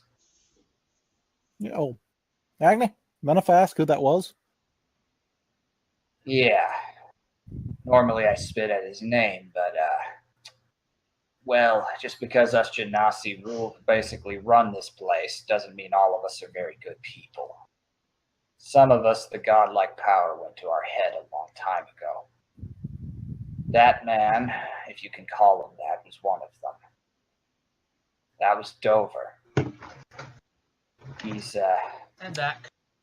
Dover is a particularly thorny part of the city's security. Whenever he appears, there's only so much we can actually contain him. We can't send golems after them. He's of the same tribe that controls their magic. He can reshape his parts of the city to his will. There's only so much we can actually do short of physically stopping him. Your dog friend there, Mako, she came and found me as quickly as she could. A lot of others are waiting out in the alley too, just in case, but I had a feeling it was him, so I went in alone. Yeah, got a bit of question. remember correctly, Genasi are only immortal in the city, right? That they are. Well, got a teleporting dog. Pop over a canyon. I wish that's not a bad idea. When he appears again, we'll try it. For now, he's not going to come back for a while. Next time. Normally, it takes about 100 for a Genasi to come back. Dover's clever, though. Every time, it's a little bit less. Last time he disappeared, it was just a year. I really hoped it would have been longer, and I'm sorry all of you had to see that. It's an ugly side of the city I'm not fond of, and the fact that he was working with the mob actually explains quite a bit.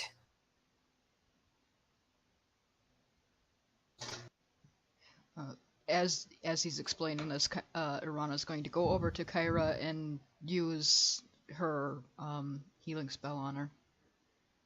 Kyra's back up to full. Nice. Alright, Kyra, the cuts and scrapes of that bite go away. You can even feel the pounding pain of the venom in your system slowly eke out. She also kind of looks at her and pats her shoulder and says, "You're okay?" Kyra is a little out of it. Looks to the snake guy that still has her machete embedded in him. Agni notices that, as does Imako. Oh, you poor girl. I sent these two after you. Oh, their boss is not going to be happy about this. You just killed Usalba's two best cronies. He's another slippery one. In fact, that's right. Let's have some good loot on them. He's whistling as he pops over to investigate for loot. As far as I'm concerned, taking the city a favor. It's like, we'll dispose of the bodies. I'm just glad you all are okay. But the fact that he was able to attack so brazenly when he should have been dead and brought help with him. Lombard's serious. I may have to get serious and kind. Alright, so what did you roll for investigation? Oh, I didn't roll. I was waiting for you to finish your bit. Ah. That one. No, but may as just be good. It's the 2, which is a 6 total. Well, let's see. I'll roll for that, see what they did have of their weapons and whatnot. Do you want me to do a backup roll? I have a pretty good insight. You can roll investigation as well. Kyra has a real good one, but she's not in the right mind. Of course not. Fair. I'll have Tessa roll for it as well. She's pretty good at it.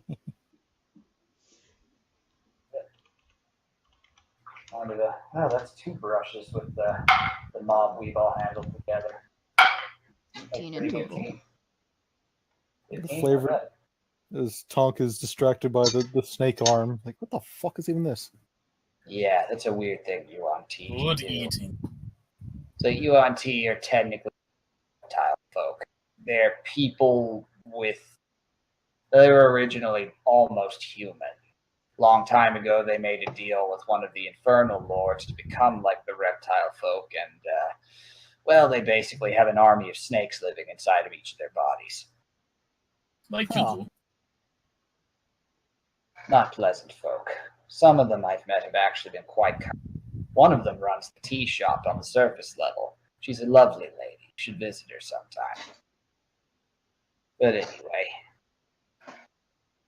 you survived a brush with one of the most dangerous people I know. I'm glad. I didn't want to lose you. That said, I didn't want to lose me either. Gross happy to be alive. Good. That said, we may have to make some extreme measures here to make sure. Because here's the thing. I don't want this to happen again if there's a chance Dover can come back. This time he tried being underhanded. If he comes back again in no time flat, he could mount a full frontal assault if the mob was determined. could turn our own golems against us. So it sounds like we take out the mob. There's no backup. Yeah, we're going to have to go on the offensive while he's out. But I'm going to need time to prepare for that. I'll let you know when. Until then, just going to plink away at them. They're harder to find than you think. Not fine. Plink away at them. A lot of bounties up there. Yes, you're right about that. I'm sure Thark and his boys would be rather glad to get their claws into some of them. I assume you had a good time there. Yeah, bunch of good lads. Ask around and see if anybody wants to claw. Definitely. All right, so for investigations, Tonk, yeah, you weren't able to retrieve anything from that. Fucking weird arm, mate. Also, it reminds me of the hypno stick. It's all twisty and bendy. Where does it begin? Oh, his shoulder. Where does it end? Oh, the snake head. The shoulder of the snakehead don't look right. The scales are in a spiral pattern. Oh. All right, so. Shout out to Junji Ito. All right, Tessa manages to pick up the Snack Boy's scimitar, the one that Kyra pretty good. It's like, this is nice. It's like, this does, she kind of taps on it. This has his venom in it. It's enchanted, but yes. Do you mind if I, I don't know what good it'll do against your particular problems, but sure. Clearly proving your mettle here, girl. Kind of pats her on the shoulder as he walks by and leaves a slight sizzle mark there, which she kind of brushes off. Take anything you need. You uploading this fight too? No, I think I'm just eager to stay out of trouble for a little bit. Though, when the time comes to take the mob down, they've come after me twice now. I'd say that's personal. Count me in when the time comes. I can help you break in. I know where their old house was. Probably cleared it out by probably let it loose. And I can break in there, no problem. I've already done it. Always happy to have you. Take you up on that. She smiles a little bit at that. Takes a deep, deep sigh. Just thinks, well, brushes with death, am I right?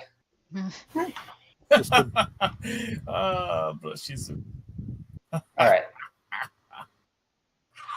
Now, Gonna, Rana, what you found, the investigations, you find another scimitar, Snack Goyle, very similar of make. It is a technically a Yuan T made finesse damage, but it also does 1d6 poison. Ooh, damn.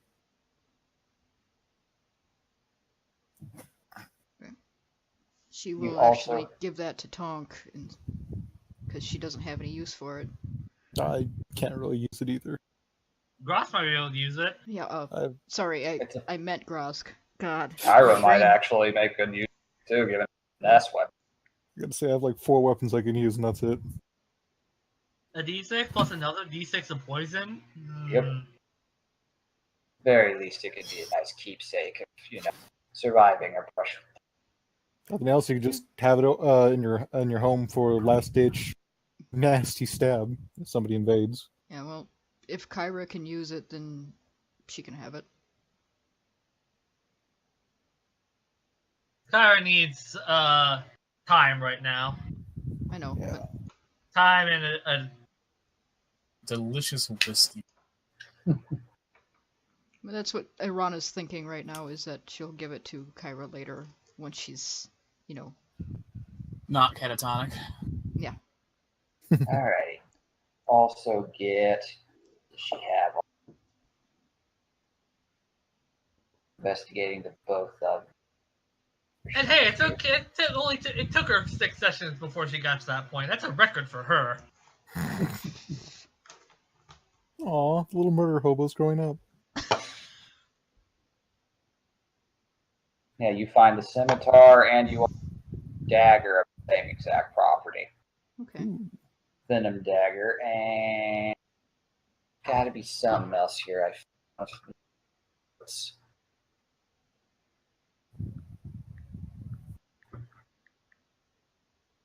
Okay. Find a small, mysterious red file. Ooh. Vial, not file, technically. Cap corked off. Inside of it is a liquid you can't really decipher just from the look of it. It's kind of clear and sloshing around. But actually, if you want to roll a perception, or investigation in this case. Okay. Oh. Isn't Tug able to do like an identify or something? Yeah, Yep. but this is something. Top. Yeah. Okay. 15. 15. Okay, yeah, you can see it. You can see a little bit of this liquid is on the head of. What was that? You cut off. You can see some of this liquid in the file is actually put on a few of her the arrows in her quiver that spilled out on. Hmm. If you want to find out what it is, talk there. Okay, she holds the file up to him and goes, "You ever seen this before?" He's just staring at the arm, and all of a sudden, halfling pops on. I've seen some weird shit. Oh shit! Hey, Aroma. Hey, do you think you can figure out what this is? Yeah, give me a sec. All right, let me look around here. Gotta say, just imagine his eyes going green like a printer copy laser going over the goddamn.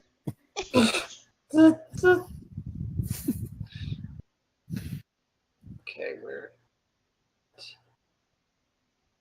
There we go. To pull my specialty PDFs here.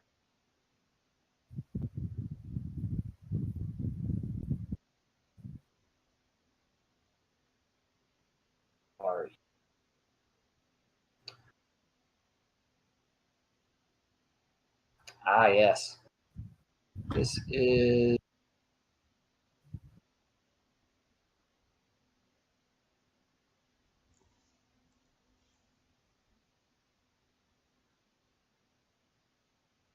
I know you're down here somewhere. PDF. Here we go. Yep. This is sleep coding. Oh. That would have been Oh. nasty. Yeah, some sort of narcotic. Stab somebody with it and go to sleep. Night night. Sleep code it. You son of a bitch. Yeah, you didn't catch it. It's the Monster Hunter sleep coding. Hmm. That's why I had to pull up a PDF here. All right, so yeah, basically when you apply this to a projectile kind, a target gets hit by it, they have to make a con save and fall unconscious for 1 minute. Nasty. Any way to tell how many shots you can get with this vial? It's only had a couple drops out of it, so I'd say you could probably get at least 8 or 9 shots. All right, cool. Sleep code. Plus 9. All right. All right, that's all you guys find for that. All right, Agni just kind of looks over everything. You see gold from the walls and reshape them back into a normal-looking alleyway and it's always such a good mess when they. Okay, you're cutting out really hard. Yeah. Am I? Yeah. Shit. Yep. Not sure how that happens.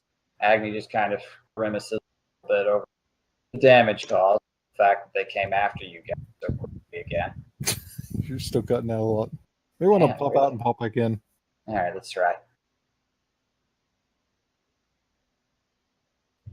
Hello. Hello. Better? Sounds like it. Hello. Nice. Hello. Yeah. Agni just is basically upset about the fact of what happened. Looks very kind of angry more than anything. kind of observing everything. Like, oh, it's a good thing it was me that came down and not Euphrates. She worked very hard at this corner. Oh God. Oh. If she came down, Lombard would have been permanently dead. I don't know if he'd be dead, but I think he would have been forced into the shape of an head on her office. Yeah, she wouldn't have killed him. She would have compressed him into a tiny little ball of water and kept him in there. All right, so you guys head home. I'll post guards outside. We'll talk about what we can do to make sure you're in as little amount of danger as possible. Oh well, I got some plants today. They should help. Oh, did you now? He looks down and so are you showing off the seed or something? Yep. So like, oh, you went to violets. That explains why you were down here. It's like, yeah, Euphrates and her drink together sometimes. She's a nice lady. Oh.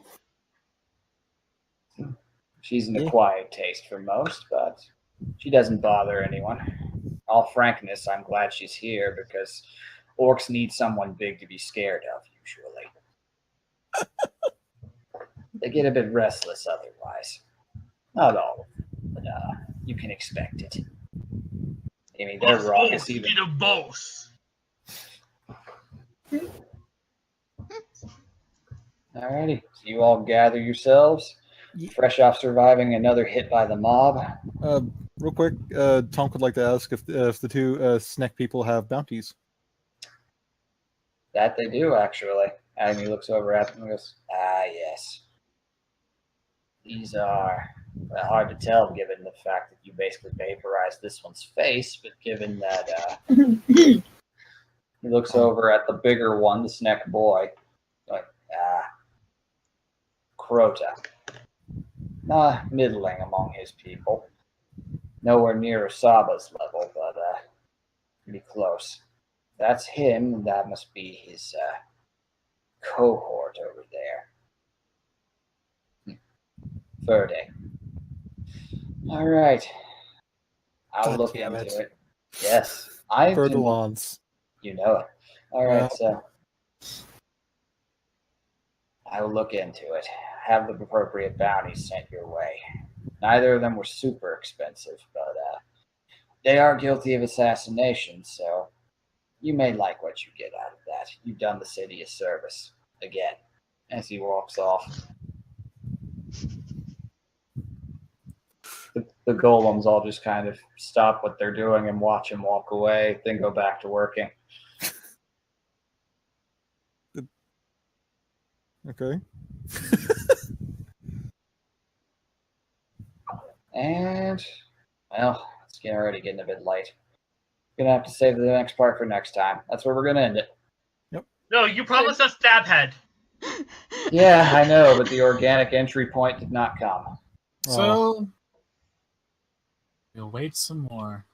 The elusive stab. It will be worth the wait for Stabhead. The stab. He will return in Avengers. Stabhead will return for the first time. Oh my god, this is fun. Movie 2. It's good. It's time. But I loved all of Violet's. I did too. It was fun. Out of curiosity, Krim, how close was I to making him go to sleep? how close were you to what? Making him go to sleep.